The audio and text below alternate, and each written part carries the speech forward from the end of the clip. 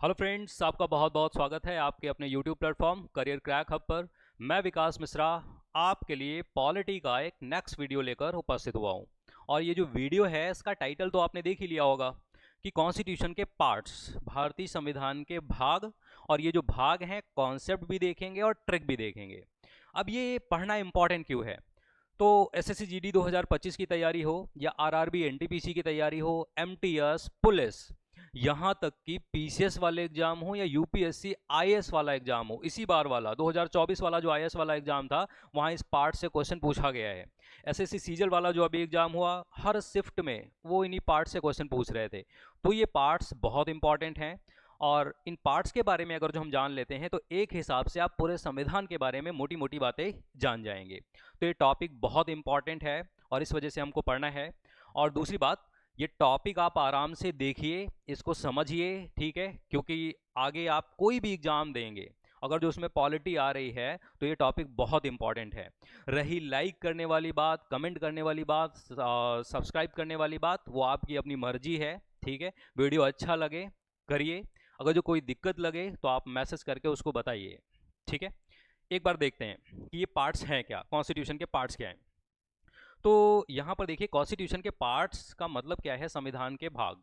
और हमारे पास क्या है, एक संविधान की किताब है, कॉन्स्टिट्यूशन की किताब है, ठीक? और जैसे कि दूसरी किताबें होती हैं, तो जैसे आपकी जो किताब होती है, ठीक, उसमें क्या होता है, सबसे पहले इंडेक्स दिया होता है कि नहीं होता है? तो ऐसे ही संविधान में क्या है कि इंडेक्स की जगह पर आप ये समझ लीजिए कि इंडेक्स की जगह पर संविधान में क्या दिया गया है, संविधान में प्रियम्बल दी गई है। प्रियम्बल का मतलब प्रस्तावना दी गई है संविधान में। ये जो है हम लोग पढ़ेंगे भी, प्रस्तावना, ठीक? मतलब पूरे कॉन्स्टिट्यूशन की समरी जो है उसका एक पहला पन्ना, पहला पेज लगा दिया गया है, उसको हम क्या बोलते हैं, प्रियम्बल या प्रस्तावना बोलते हैं। जैसे आपकी किताबों में इंडेक्स होता है, ऐसे कॉन्स्टिट्यूशन की बुक में क्या है, प्रियम्बल या प्रस्तावना है, ठीक है? उसके बाद देखिए क्या है, संविधान के सबसे आखिरी वाले जो पन्ने हैं, सबसे लास्ट वाले जो पेज हैं कॉन्स्टिट्यूशन के, ये सबसे आखिरी वाले जो पन्ने हैं कॉन्स्टिट्यूशन की किताब के, उनको हम क्या बोलते हैं, उनको हम लोग बोलते हैं शेड्यूल्स, ठीक? उनको हम क्या बोलते हैं, उनको हम लोग बोलते हैं अनुसूचियां। शेड्यूल्स बोलते हैं, अनुसूचियां बोलते हैं, ठीक? और ये जो शेड्यूल्स हैं या अनुसूचियां हैं इसके बारे में हम लोग पढ़ चुके हैं। ये शेड्यूल या अनुसूचियां पहले कितनी थी, जब संविधान लिखा गया था तब 8 थी, और अभी बढ़ के कितनी हो गई हैं, 12 हो गई हैं। तो संविधान के आखिरी वाले पन्नों को शेड्यूल कहते हैं, अनुसूचियां कहते हैं। वीडियो अपलोडेड है, उसको देख लेना। कॉन्स्टिट्यूशन की जो समरी है, पूरा सार है, वो पहला पन्ना समझ लीजिए, स्टार्टिंग कॉन्स्टिट्यूशन की यहीं से मानी जाती है, उसको प्रियम्बल या प्रस्तावना कहते हैं। वो हमको पढ़नी है, प्रियम्बल या प्रस्तावना क्या है, ठीक? कॉन्स्टिट्यूशन में जो बीच में चीजें दी गई हैं, तो कॉन्स्टिट्यूशन में बीच में जो दिया गया है उसको हम बोलते हैं पार्ट्स, ठीक? भारतीय संविधान के उनको हम भाग कहते हैं, ठीक? और ये जो भाग है, ये जब संविधान लिखा गया था तब इन भागों की संख्या कितनी थी, 22 थी, 22 थी। और अभी ये कितनी हो गई है, अभी 25 हो गई है, 25 हो गई है, बढ़ के 25 हो गए हैं। 26 जनवरी 1950 को संविधान जब लागू हुआ था तब इन भागों की संख्या कितनी थी, 22 थी, ठीक है? उसके बाद देखिए पार्ट्स या भाग हैं, भाग के अंदर क्या दिए गए हैं, भाग के अंदर दिए गए हैं चैप्टर्स, ठीक? चैप्टर्स या अध्याय दिए गए हैं, ठीक है? और अध्याय के बाद में क्या है, अध्याय के बाद में है आर्टिकल्स। आर्टिकल्स या अनुच्छेद इनको बोलते हैं। अभी मैं आपको ये समझा रहा हूं ये सब है क्या। पूरी संविधान की किताब आपको ऐसी ही दिखेगी। और जब ये कॉन्स्टिट्यूशन लिखा गया था तब ये जो अनुच्छेद है या आर्टिकल हैं ये कितने थे, तब ये अनुच्छेद या आर्टिकल 395 थे, 395 थे। और अभी जो है, अभी तो 448 से ज़्यादा हैं, ठीक?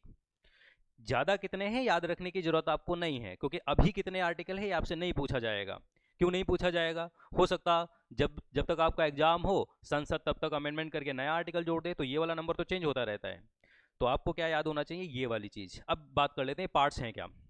तो जैसे क्या है, जैसे आप संविधान की किताब को ओपन करेंगे तो समझ लीजिए उसकी शुरुआत जो मानी जाती है प्रेमबल या प्रस्तावना के साथ मानी जाती है। प्रस्तावना वाला पेज जब आप पलटेंगे, ठीक, तो संविधान के ऊपर किताब के पड़ा रहेगा पार्ट 1, भाग 1। एक दो पेज और पलटेंगे फिर से आ जाएगा पार्ट 2, 3-4 पेज और पलटेंगे, पार्ट 3, पार्ट 4, पार्ट 5। तो पूरे कॉन्स्टिट्यूशन की बुक में क्या है, पार्ट्स हैं, भाग हैं। और ये पार्ट्स या भाग लिखी गई थी जब संविधान की किताब, तब कितने थे, 22 थे। अभी बढ़ के कितने हो गए हैं, 25 हो गए हैं। ठीक। दूसरी बात, ये जो पार्ट्स हैं, कुछ पार्ट्स बहुत बड़े हैं, जैसे कि भाग नंबर 5 भारतीय संविधान का जो पार्ट नंबर 5 है, भाग नंबर 5 है। अब भाग नंबर 5 में केंद्र के बारे में लिखा गया है। अब केंद्र के बारे में, भाई केंद्र के स्तर पर जितनी भी चीजें हैं, राष्ट्रपति होता है, प्रधानमंत्री होता है, ठीक है, हमारी संसद है, तो उन सब के बारे में लिखना है, बहुत बड़ा है। तो जो पार्ट्स बड़े हैं उनको फिर से डिवाइड किया गया है, किसमें, चैप्टर्स में या अध्यायों में। लेकिन जो पार्ट बहुत छोटे हैं, छोटे पार्ट का मतलब, जैसे कि मैं कहूं कि अपना जो भारत के संविधान का पार्ट नंबर 3 है, भाग नंबर 3 है, उसमें मौलिक अधिकार लिखे गए हैं। अभी हम ये सारी चीजों की बात करेंगे, फंडामेंटल राइट्स या मौलिक अधिकार लिखे गए हैं। अब ये मौलिक अधिकार टोटल ही 6 हैं अभी। इसका मतलब जो पार्ट छोटे हैं उनको चैप्टर्स में फिर से डिवाइड नहीं किया गया है, लेकिन जो भाग बड़े हैं, ज्यादा चीजें उनमें लिखनी थी, तो उनको क्या किया गया है, फिर से चैप्टर्स में डिवाइड किया गया है, अध्यायों में डिवाइड किया गया है। ठीक। जैसे कि बड़ा पार्ट मैंने अभी बात की, पार्ट नंबर 5 भारत के संविधान का भाग नंबर 5, और भाग नंबर 5 का जो टाइटल है वो क्या है, यूनियन है, केंद्र है। अब यूनियन है या केंद्र है, इसका मतलब केंद्र से संबंधित जितनी चीजें हैं सब कुछ इसमें लिख दिया गया। राष्ट्रपति है, प्रधानमंत्री है, लोकसभा है, राज्यसभा है। तो इस वजह से भाई इतनी चीजें लिखनी थी, तो ये बहुत बड़ा भाग है, और इस वजह से जो भाग बड़े हैं उनको फिर से किस में डिवाइड किया गया है, फिर से चैप्टर्स में डिवाइड किया गया है। ठीक है, करेक्ट। तो अब यहां से क्या आप सीख गए, पार्ट्स हैं, जो पार्ट्स बड़े हैं उनको फिर से डिवाइड किया गया है चैप्टर्स में, और जो पार्ट छोटे हैं उनको चैप्टर्स में, अध्यायों में डिवाइड नहीं किया गया है। दूसरी बात, ये पार्ट्स, ये जो चैप्टर्स हैं संविधान की किताब में, इन्हीं पार्ट्स, इन्हीं चैप्टर्स में जो पॉइंट फॉर्म में चीजें लिखी हैं, पॉइंट 1, पॉइंट 2, पॉइंट 3, उन पॉइंट्स को क्या बोलते हैं, आर्टिकल बोलते हैं या अनुच्छेद बोलते हैं। क्योंकि पूरी जो संविधान की किताब है, जैसे कि ये कॉन्स्टिट्यूशन की बुक है, और इस कॉन्स्टिट्यूशन की बुक में सारी चीजें पॉइंट फॉर्म में लिखी हैं, 1, 2, 3, 4। तो ये जो पॉइंट्स हैं इनको हम क्या बोलते हैं, आर्टिकल या अनुच्छेद बोलते हैं। ठीक है, तो इन्हीं पार्ट्स यानी चैप्टर्स के अंदर आपको क्या मिलेंगे, आर्टिकल या अनुच्छेद मिलेंगे। और संविधान जब लिखा गया था तब इन अनुच्छेदों की संख्या कितनी थी, 395, 395 थी। ध्यान देना, इससे भी क्वेश्चन आ जाता है कि संविधान 26 जनवरी 1950 को जब लागू हुआ था तब इन अनुच्छेदों की संख्या कितनी थी, 395, 395। और अभी बढ़ के 448 प्लस हो गए हैं, 448 से ज़्यादा हैं। ये ज़्यादा वाला नंबर अभी नहीं पूछेगा क्योंकि इसमें चेंज होने की टेंडेंसी ज़्यादा रहती है। ठीक। अभी हमको पढ़ना है इन पार्ट्स के बारे में। एक बात हम लोग और सीख लेते हैं, क्योंकि हमको पता है, ये पिछली क्लासों में भी हम डिस्कस कर चुके हैं कि कोई भी चीज़ अगर जो घटाई या बढ़ाई जाती है संविधान में, तो उसके लिए संसद संविधान में संशोधन करती है, कॉन्स्टिट्यूशन में अमेंडमेंट करती है। तो अमेंडमेंट के द्वारा जो है चीज़ें संविधान में बढ़ाई जाती हैं।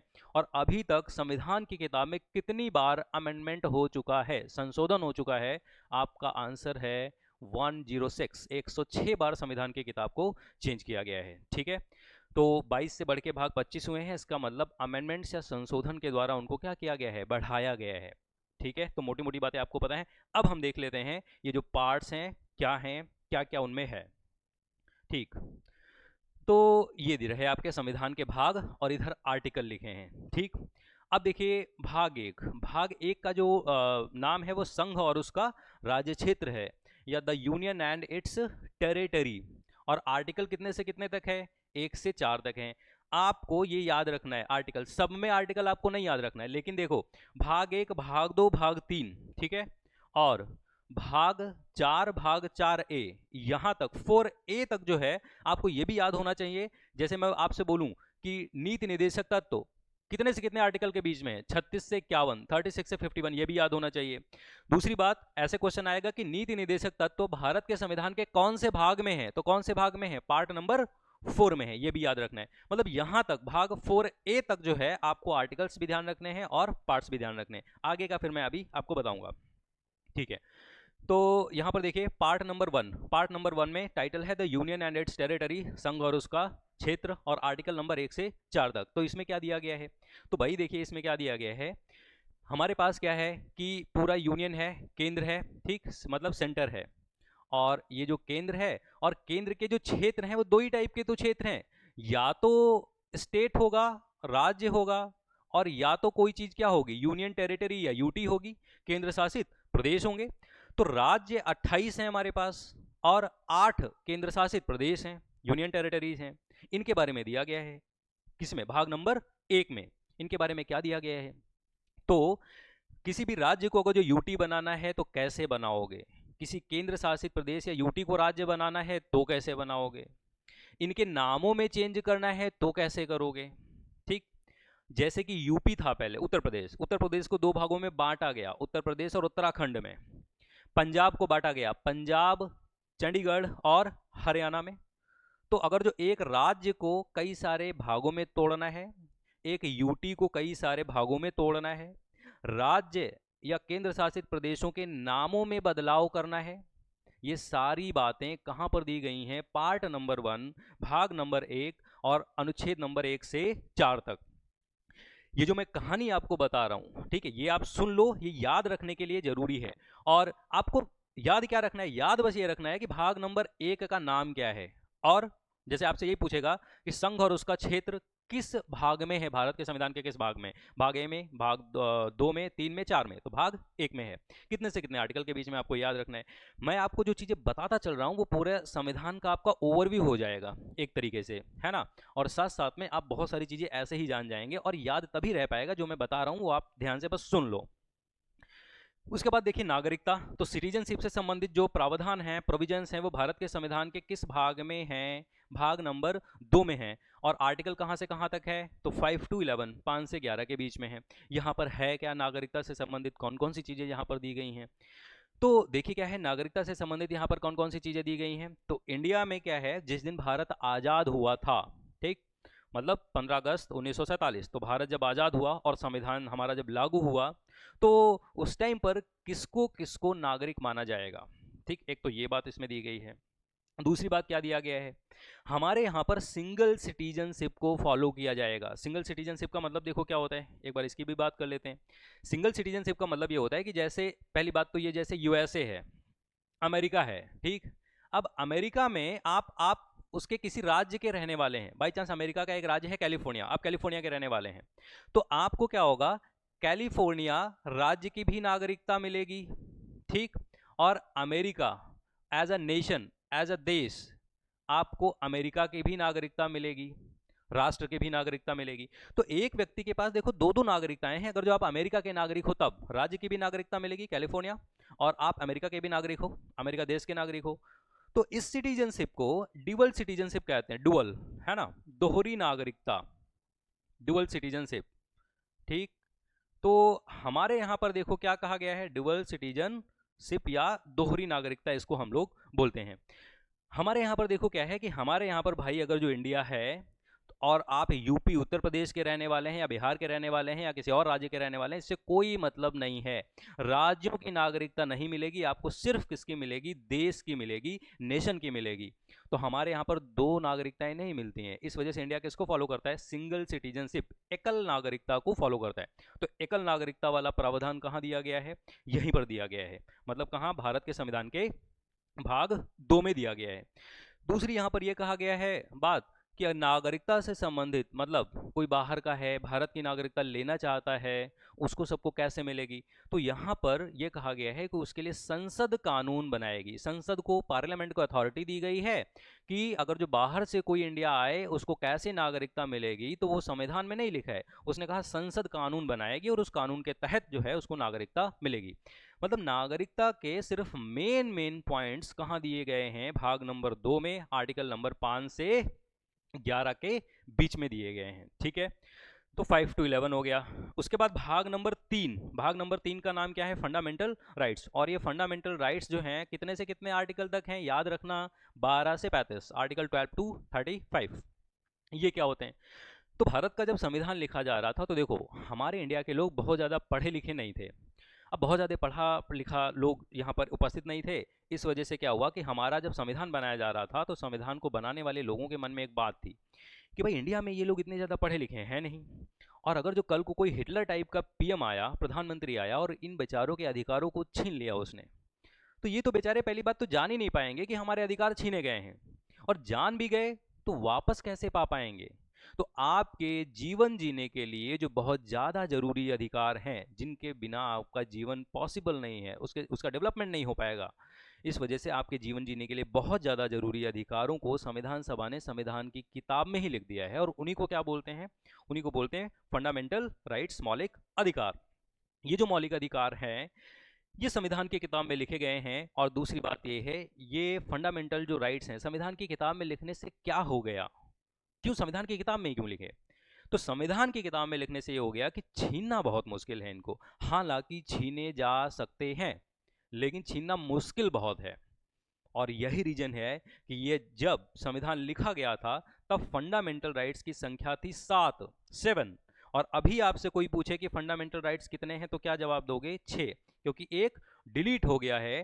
राइट टू प्रॉपर्टी, संपत्ति का अधिकार, डिलीट हो गया है। क्यों हुआ, कैसे हुआ, वो सब बात करेंगे आगे के टॉपिक्स में, जब सेपरेट हम पढ़ेंगे। ठीक है, अभी के लिए फंडामेंटल राइट्स भाग नंबर 3, आर्टिकल नंबर 12 से 35 के बीच में दिए गए हैं, अनुच्छेद नंबर 12 से 35 के बीच में। ठीक है, उसके बाद देखिए नेक्स्ट हम लोग देखते हैं क्या है। तो भाग नंबर 4 है, पार्ट नंबर 4 है, और पार्ट नंबर जो 4 है उसका देखिए टाइटल क्या है भाग नंबर 4 का। तो भाग नंबर 4 का जो टाइटल है वो नीति निर्देशक तत्व, डीपीएसपी। आर्टिकल देखो कहां से कहां तक है, 36 से 51 तक है।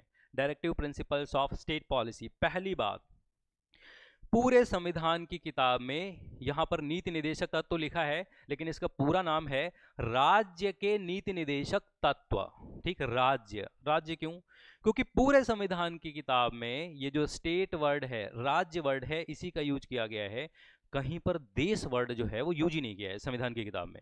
तो यहां पर जो स्टेट वर्ड है, राज्य वर्ड है, ये देश को भी रिप्रेजेंट कर रहा है। ठीक है, और बिहार यूपी जैसे जो राज्य हैं उनको भी रिप्रेजेंट कर रहा है। ये बात आपको अपने दिमाग में रखनी है। ठीक, अब ये होते क्या है राज्य के नीति निर्देशक तत्व? तो ठीक है, देखिए एक बार इस पर नजर डालते हैं हम लोग। तो देखिए, हमारा जब संविधान बनाया जा रहा था, उस टाइम पर जो संविधान हमारे लोग बना रहे थे, उनके मन में एक बात थी कि भाई भारत का अगर जो संविधान बनाया जाए, ठीक, या भारत में संविधान नहीं, ये कह लें कि भारत में अगर जो कोई पॉलिसी बनाई जाए, भारत में कोई भी नीति बनाई जाए या कानून बनाया जाए, वो सही बनाया जाए, सही होना चाहिए। ये बहुत ज़रूरी है, देश का डेवलपमेंट तभी हो पाएगा। आप सोच के देख लो कि पाकिस्तान और इंडिया साथ साथ आज़ाद हुए थे, ठीक, और आज भारत कहाँ पर खड़ा है, पाकिस्तान कहाँ पर खड़ा है? वो सिर्फ इसलिए क्योंकि वहां पर जैसे ही आज़ाद हुआ पाकिस्तान, तो वहां पर रोटी कपड़ा मकान देने के बजाय सबके हाथों में गन थमा दी। हमारे पहले प्राइम मिनिस्टर प्रधानमंत्री जवाहरलाल नेहरू, उन्होंने रोटी कपड़ा मकान को पहले तवज्जो दी, और स्ट्रांग, जब इकोनॉमी स्ट्रांग होती चली गई तो अब गन्स की भी कमी नहीं है इंडिया के पास। हमारे यहाँ पॉलिसीज ऐसी बनाई गई हैं। आप कोई भी अपने पड़ोसी देश देखो एक बार, बांग्लादेश। बांग्लादेश का हाल ये है कि शेख हसीना तो अभी इंडिया में है, वहाँ पर मिलिट्री का शासन आ गया। म्यांमार को आप देख लो, ठीक, पाकिस्तान को देख लो, अफगानिस्तान को देख लो, श्रीलंका अभी अभी कितना क्राइसिस वहाँ पर हुआ। अगर जो इन सारे पड़ोसियों से, अगर सारे पड़ोसियों में देखोगे तो चमकता हुआ दीपक जो है वो इंडिया है या भारत है? आप बहुत भाग्यशाली हो कि भारत में पैदा हो गए, थोड़ा बहुत इधर उधर आप फिसल जाते तो आप सोच लो कहाँ कहाँ पर आप होते आजकल। तो इंडिया ये जगमगा क्यों रहा है, दीपक की तरह जल क्यों रहा है? क्योंकि यहाँ पर संविधान बनाने वालों के मन में एक बात थी कि इंडिया में कोई पॉलिसी, कोई कानून यदि बनाया जाए तो वो हमेशा, वो जो है पॉलिसी या कानून अच्छा बने। और इसके लिए उन्होंने क्या किया, उन्होंने कहा कि भारत के संविधान में अगर जो कोई इंडिया में अगर जो कोई भी पॉलिसी बनाई जाए, कोई भी नीति बनाई जाए, तो वो हमेशा नीति या पॉलिसी अच्छी बने। और इसके लिए इनको पता था कि भाई या तो कोई ना कोई भारत सरकार को बताने वाला होना चाहिए कि ये काम करो ये अच्छा है, ये काम ना करो ये बुरा है। उनको पता था कि हम हमेशा के लिए नहीं बैठे रहेंगे इनको बताने के लिए कि ये चीज़ करो, ये चीज़ अच्छी है, ये चीज़ ना करो, ये चीज़ बुरी है। उन्होंने एक तरीका निकाला, और तरीका क्या है, उन्होंने संविधान की किताब ली और इस कॉन्स्टिट्यूशन की बुक में उन्होंने बहुत सारे प्रिंसिपल या सिद्धांत लिख दिए। और इन सिद्धांतों को लिखने के बाद एक बात और लिखी, क्या, कि इंडियन गवर्नमेंट, भारत की सरकार जब भी कभी अपनी पॉलिसीज बनाएगी, जब भी कभी अपनी नीतियां बनाएगी, तो उसके लिए, उन नीतियों के लिए यही सिद्धांत ध्यान में रख के बनाएगी। मतलब हमारी पॉलिसी, हमारी नीतियां इन्हीं प्रिंसिपल्स के अकॉर्डिंग बननी चाहिए। ये रोड मैप है भारत की पॉलिसीज के लिए। और इन्हीं प्रिंसिपल्स के सिद्धांतों के ग्रुप को हम क्या बोलते हैं? Directive principles of state policy. राज्य की नीति के लिए निर्देशक तत्व हैं ये। ठीक है, तो बहुत सारे अच्छी अच्छी बातें कहां पर दी गई हैं? पार्ट नंबर 4 में directive principles of state policy. ठीक है, तो यहाँ पर बहुत सारे प्रिंसिपल्स दिए गए हैं जिसके अकॉर्डिंग इंडिया की पॉलिसीज या नीतियाँ बनाई जाती हैं। उन सिद्धांतों के ग्रुप को हम बोलते हैं part number 4 directive principles of state policy, article number 36 से 51, 36 से 51। ठीक है, समझ गए। ये हम डीपीएसपी पूरा का पूरा पढ़ेंगे, फंडामेंटल राइट्स पूरा का पूरा पढ़ेंगे, वो तब डीप में देखेंगे, अभी के लिए इतना। उसके बाद देखिए भाग नंबर 4A, ठीक, और इसका नाम क्या है, मौलिक कर्तव्य। अब देखो 4A है, ठीक, ये बाद में ऐड किया गया है, ये पार्ट नंबर 4A, और इसका आर्टिकल कौन सा है, आर्टिकल है 51A। अब ये फंडामेंटल ड्यूटीज बाद में ऐड की गई हैं, तो पहले देख लेते हैं कि ये बाद में कैसे ऐड हुई हैं। हमको देखिए पता है कि संविधान की अगर जो कॉन्स्टिट्यूशन की बुक है, ठीक, संविधान की बाई चांस ये किताब है, और इस संविधान की किताब में कोई भी चीज़ जोड़ने या घटाने के लिए उसमें अमेंडमेंट करना पड़ता है। क्या करना पड़ता है, अमेंडमेंट। ठीक, उसमें क्या करना पड़ता है, अमेंडमेंट या संशोधन करना पड़ता है, संविधान की किताब में चेंज करना पड़ता है।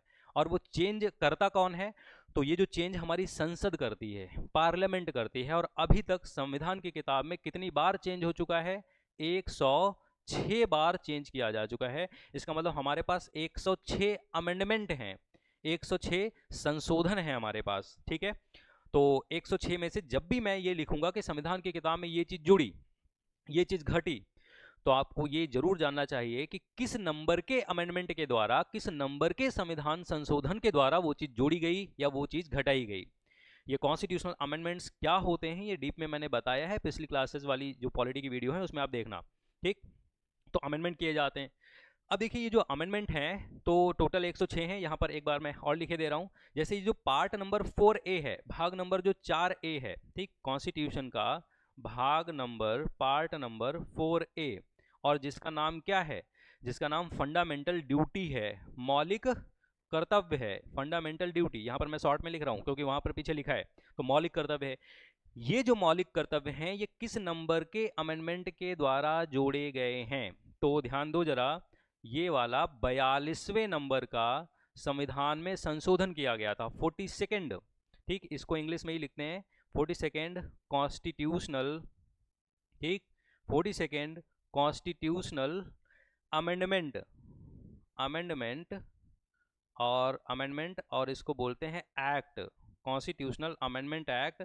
और ये कब किया गया था, ये इंदिरा गांधी की सरकार में किया गया था 1976 में, 42nd कॉन्स्टिट्यूशनल अमेंडमेंट एक्ट 1976। ठीक है, 42वां नंबर का संविधान में संशोधन किया गया 1976 में, उसके द्वारा भाग नंबर 4A क्या कर दिया गया, जोड़ दिया गया। और एक आर्टिकल भी जोड़ा गया था आपको, सॉरी, इसमें आर्टिकल कितने से कितने तक हैं, तो आर्टिकल इसमें है आर्टिकल 51A, ये एक ही आर्टिकल है इसमें, तो ये वाला आर्टिकल जोड़ दिया गया। ठीक है, तो ये ध्यान रखना। और कॉन्स्टिट्यूशनल जो अमेंडमेंट एक्ट है इसको मैं हमेशा शॉर्ट में, देखिए क्या लिखता हूँ, एक सेकंड जरा ध्यान दो, देखो 42nd मैं शॉर्ट में ऐसे लिखूंगा, आप ध्यान देना क्योंकि आगे मैं पूरा ये ऐसे नहीं लिखूंगा, कॉन्स्टिट्यूशनल अमेंडमेंट एक्ट 42nd ऐसे लिख दूंगा, और कॉन्स्टिट्यूशनल का सी उठा लूंगा, तो कॉन्स्टिट्यूशन का सी उठा लूंगा, अमेंडमेंट का एम उठा लूंगा, तो कॉन्स्टिट्यूशनल अमेंडमेंट, एक्ट का ए उठा लूंगा, ऐसे शॉर्ट में लिखूंगा क्योंकि बार बार ये लिखना पड़ता है। 42nd कॉन्स्टिट्यूशनल अमेंडमेंट एक्ट, 42वें नंबर का संविधान संशोधन अधिनियम, और ये किया कब गया, तो 1976 में, तो शॉर्ट में ऐसे लिखेंगे। टोटल कितने हुए, 106। ठीक, अब आ जाते हैं अपने उस पे, तो इसमें मैं ऐसे लिखे दे रहा हूँ, देखो मौलिक कर्तव्य जोड़े गए, जोड़े कब गए, तो 42nd, ठीक, 42nd नंबर का कॉन्स्टिट्यूशनल, ठीक, 42nd नंबर का कॉन्स्टिट्यूशनल और अमेंडमेंट और एक्ट, ये कब किया गया था, 1976 में किया गया था। इससे ये भाग नंबर 4A जोड़ा गया है। अब ये देखिए फंडामेंटल ड्यूटीज होती क्या हैं, अब इसको जरा समझते हैं। देखो जरा, एक तरफ हमारा क्या है, एक तरफ तो हमारा भाई देश है, ठीक, कंट्री है या देश है, और दूसरी तरफ कंट्री में रहने वाले कौन लोग हैं, दूसरी तरफ कंट्री में रहने वाले सिटीजन्स हैं या नागरिक हैं। अब देखिए होता क्या है, देश या नागरिक, तो देश ने भाई अपने नागरिकों का जीवन अच्छे से चल पाए, सही से नागरिक यहाँ के रह पाए, इस वजह से देश ने क्या किया है, अपने नागरिकों को कुछ राइट्स दिए हैं, और उन राइट्स को हम बोलते क्या हैं, फंडामेंटल राइट्स, मौलिक अधिकार। और अगर जो उसने एक हाथ से लड्डू दिया है आपको, तो आपसे भी तो कुछ चाह रहा है कि बदले में आप भी तो फॉलो करो, तो आप बदले में अपने देश के लिए कुछ ड्यूटीज फॉलो करेंगे और उन ड्यूटीज को क्या बोलेंगे, फंडामेंटल ड्यूटीज या मौलिक कर्तव्य। और ये मौलिक कर्तव्य टोटल कितने हैं अभी, टोटल फंडामेंटल ड्यूटीज हैं 11 जो देश के प्रति आपको फॉलो करनी है। ये बहुत जरूरी हैं फंडामेंटल ड्यूटीज। क्यों जरूरी हैं?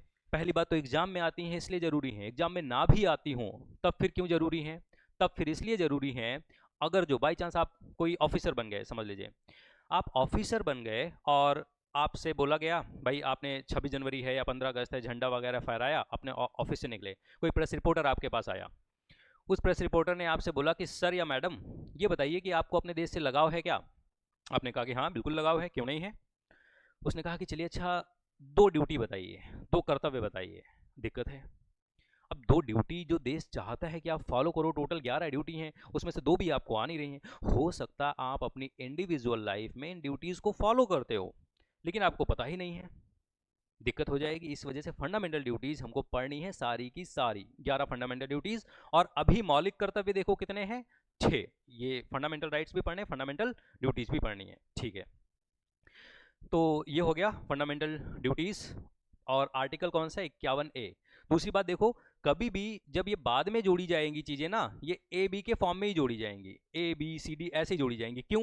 तो हमारे पास जब संविधान शुरू में लिखा गया था भाई नंबर की कमी नहीं थी, 1 2 3 4 पार्ट, मतलब 1000 तक लिख दो, 10,000 तक लिख दो आप पार्ट, तो नंबर की कमी नहीं थी हमारे पास।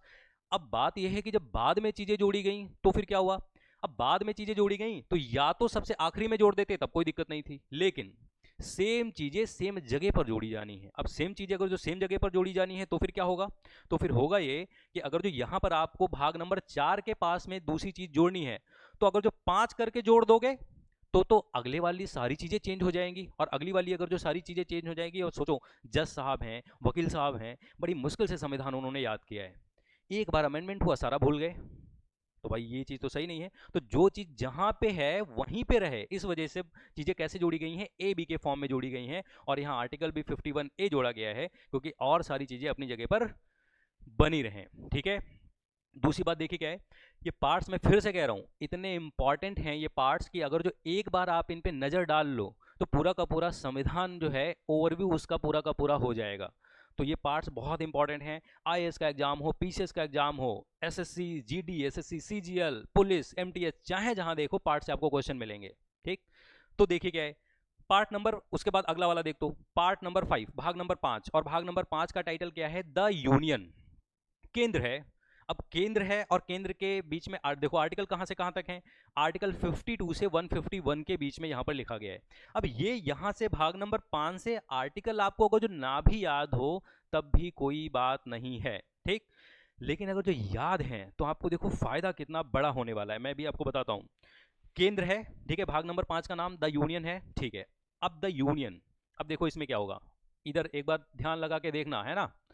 पार्ट नंबर 5, आपको क्लास की जो इम्पोर्टेंस है वो समझ में आ जाएगी। ये क्लास देखो, बाकी यूट्यूब पे दूसरी लोगों की क्लास दे तो खूब कंपेयर करो, ठीक है। और जब आपको लग जाए कि हाँ कंटेंट अच्छा है, सही है, ठीक है, तब आप इस वीडियोस को लाइक कर सकते हैं, कमेंट कर सकते हैं। यहाँ तक कि मैंने ये कहा कि आपका अगर जो मन ना हो तो ना करो, लेकिन आप अगर जो अपना फ्यूचर बनाना है तो एक बार कंटेंट को देखो, रियलाइज करो, आपको खुद ही फील हो जाएगा, है ना, कि आपकी चाहे जॉब हो, चाहे एक अच्छा इंसान बनना हो, ये जो है पार्ट्स, कॉन्स्टिट्यूशन, हिस्ट्री बहुत ज़्यादा ज़रूरी है अगर जो आपको भविष्य में अच्छे निर्णय लेना है तो हम लोगों के साथ बने रहिए और ऐसे ही मेहनत करते रहिए अच्छे से। अब देखो पार्ट नंबर 5 भाग नंबर 5 में है क्या, भाग नंबर 5 में है यूनियन, ठीक। यूनियन का मतलब क्या हो गया, केंद्र। और केंद्र को कंफ्यूज मत होना, कहीं कहीं पर संघ भी कहा जाता है इसको, ठीक है, संघ या केंद्र की बात है। अब पार्ट नंबर 5 में यूनियन है, केंद्र है। अच्छा केंद्र के लेवल पर अगर जो मैं आपसे पूछूं कि केंद्र में बताओ सबसे इंपॉर्टेंट चीजें कौन कौन सी हैं, तो आप कहोगे कि केंद्र या देश में एक राष्ट्रपति होता है, बिल्कुल सही, राष्ट्रपति होता है, ठीक। तो हो गया, हिंदी में लिखूं कि इंग्लिश में, एक में लिख देता हूं, तो ये तो आपको सबको पता है कि भाई प्रेसिडेंट को राष्ट्रपति बोलते हैं, इंग्लिश में लिख देता हूं, ठीक, राष्ट्रपति, ठीक है। केंद्र या देश के लेवल पर एक क्या होती है, एक तो होती है संसद। संसद नया तो वर्ड होगा नहीं, संसद अगर जो आपसे कोई पूछे कि संसद क्या है तो एक लाइन में बोलो, देश के लिए कानून बनाने वाली जो बॉडी है, संस्था है, उसको क्या कहते हैं, संसद कहते हैं। तो इसका मतलब देश के लेवल पर जो संसद है, ठीक है। पार्लियामेंट है, उसके बारे में है, ठीक। पार्लियामेंट या संसद के बारे में यहीं पर है, देश के लेवल वाली चीज़ है ना। अब यहाँ पर देखो मैंने गोल बनाया है, क्यों बनाया पता है? ये जो पुरानी वाली अपनी संसद है उसका स्ट्रक्चर तो गोल है, लेकिन नई वाली संसद अगर जो बनाना हो आपको तो वो ट्रायंगल बनाना पड़ेगा, क्योंकि नई वाली संसद का स्ट्रक्चर आप देखना वैसा है। तो पार्लियामेंट हो गया, उसके बाद संसद हो गई, और संसद में लोकसभा राज्यसभा होती है, तो लोकसभा राज्यसभा के बारे में भी कहाँ पर है? यहीं पर है। उसके बाद देश के लेवल पर एक देखो प्रधानमंत्री होता है, पीएम होता है, बाकी बहुत सारे मंत्री होते हैं, तो भाई उनके बारे में भी कहाँ पर लिखा है? यहीं पर लिखा है, ठीक। उसके बाद देखिए क्या है, पीएम एंड मिनिस्टर्स हो गया। अच्छा, वाइस प्रेसिडेंट, उपराष्ट्रपति, वो कहाँ, राज्यों में होता है या देश में होता है? सिंपल सी बात है, तो सबको पता होगा कहाँ पर होता है, देश में होता है। तो भाई वाइस प्रेसिडेंट के बारे में भी यहीं पर है, उपराष्ट्रपति, वाइस प्रेसिडेंट यहीं पर है, ठीक है।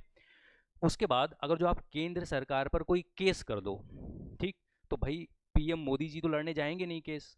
केंद्र सरकार का जो ऑफिशियल वकील होता है, उस ऑफिशियल वकील को क्या बोलते हैं? एजी।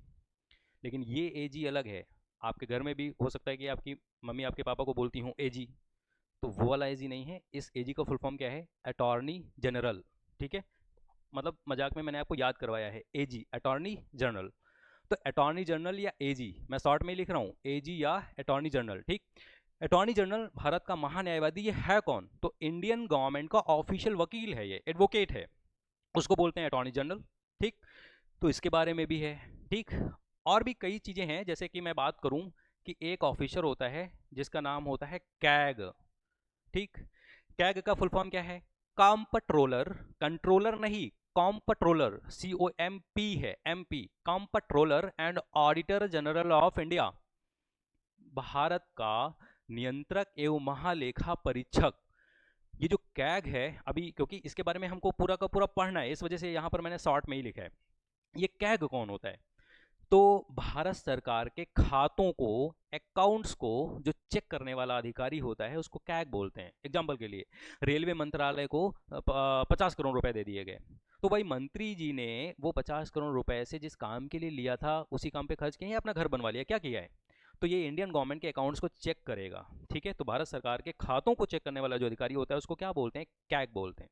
तो ये जो कैग हो गया, इसका मतलब इन सबके बारे में कहां पर लिखा है? पार्ट नंबर 5 में लिखा है।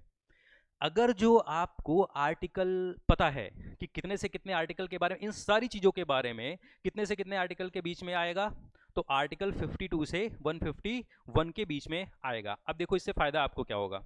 मैं आपसे एक क्वेश्चन पूछता हूं, क्वेश्चन क्या है? एक सेकेंड, ठीक है। तो देखो मैं आपसे पूछता हूं कि जो राष्ट्रपति है, राष्ट्रपति को उसके पद से हटाना है, ठीक। राष्ट्रपति को उसके पद से हटाना है, उसको हालांकि महाभियोग बोलते हैं, इम्पीचमेंट बोलते हैं। मैंने अभी आपको आर्टिकल या अनुच्छेद बताया नहीं है, और मैं आपसे पूछूं कि राष्ट्रपति को उसके पद से हटाना या इम्पीचमेंट के लिए आर्टिकल या अनुच्छेद कौन सा है, और मैं आपको कई सारे ऑप्शन दे रहा हूँ।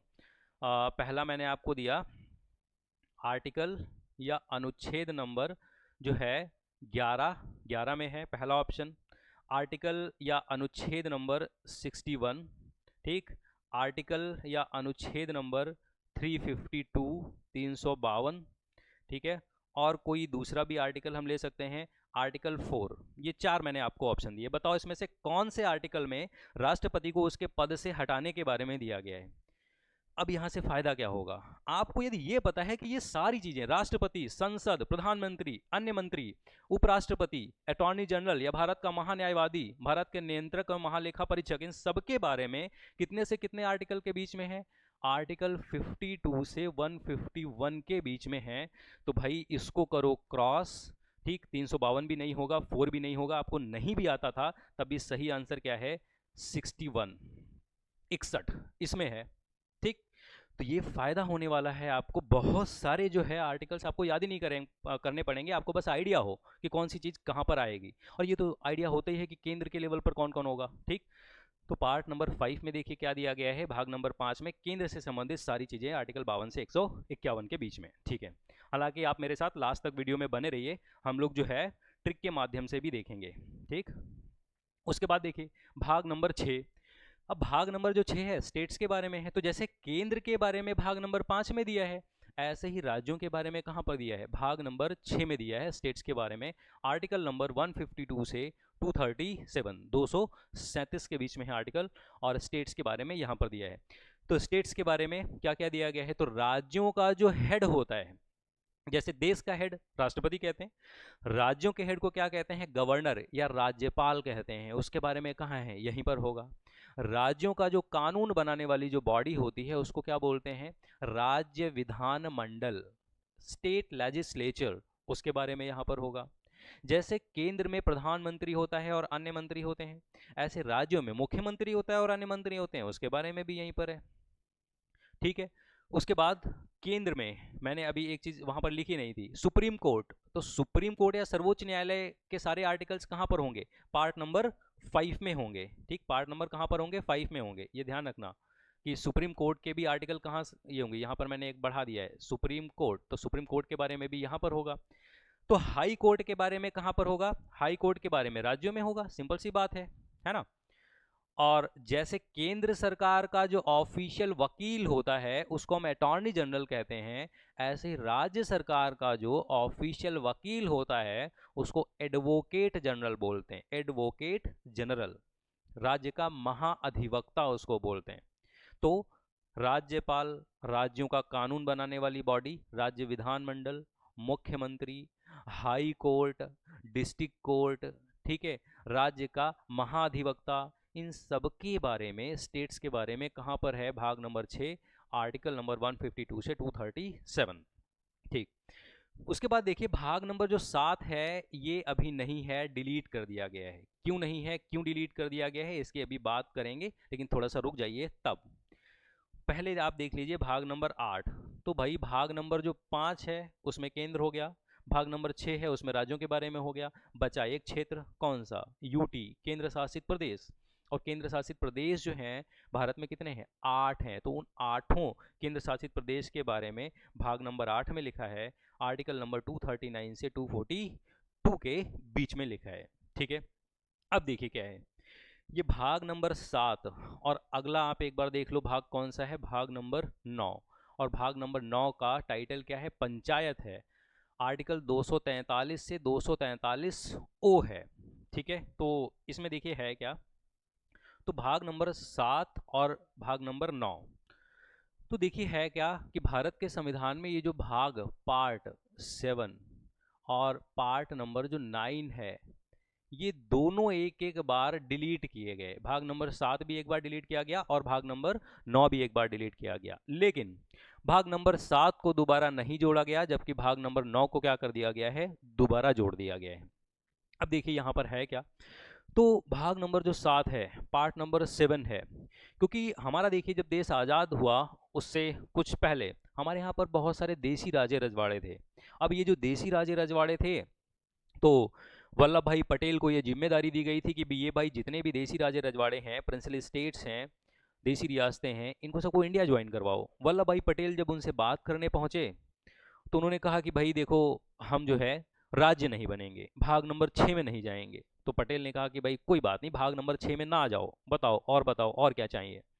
उन्होंने कहा कि हम यूटी भी नहीं बनेंगे, भाग नंबर 8 में भी नहीं जाएंगे। तो पटेल ने कहा कि कोई बात नहीं, भाग नंबर 8 में भी ना जाओ, बताओ और क्या चाहिए। उन्होंने कहा कि हमारे लिए अलग से आप भाग बनवाओ, संविधान में लिखवाओ कि हमको इतनी इतनी पेंशन मिलेगी, ये होगा, ये सारी चीज़ें होंगी। ठीक, तो पटेल ने कहा कि यार अभी अगर जो इनकी बात मानेंगे नहीं, ठीक है, तो अभी ये नखरे दिखाएंगे, ये कहेंगे कि हम पाकिस्तान में ज्वाइन हो जाएंगे, अलग देश बना लेंगे। तो पटेल ने उन सारे देसी राजे रजवाड़ों की बातों को मानने के लिए उन प्रिंसली स्टेट्स, देसी रियासतों के लिए एक अलग पार्ट डिजाइन किया गया था, पार्ट नंबर 7। लेकिन अभी आप देखेंगे कि आपको कोई राजा रजवाड़ा दिखता है, अभी तो कोई भी नहीं दिखता है। तो इस पार्ट नंबर 7 को क्या कर दिया गया, डिलीट कर दिया गया, क्योंकि वो जो क्षेत्र थे वह तो वो या तो राज्य बन गए या तो केंद्र शासित प्रदेश बन गए। ऐसे ही भाग नंबर जो 9 है, इसमें सिर्फ एक ही जो है भाग, यहाँ पर देखिए लिखा गया था कि यदि भारत बाहर से कोई क्षेत्र अर्जित करता है, बाहर से कोई क्षेत्र जीतता है, तो वो जीता हुआ जो भाग है वो कहाँ पर आएगा, भाग नंबर 9 में आएगा, पार्ट नंबर 9 में आएगा। तो जीता तो हमने किसी दूसरे देश से है ही नहीं, है ना, गंवाया थोड़ा बहुत जरूर है, चाइना, अक्साई चाइना वाला रीजन।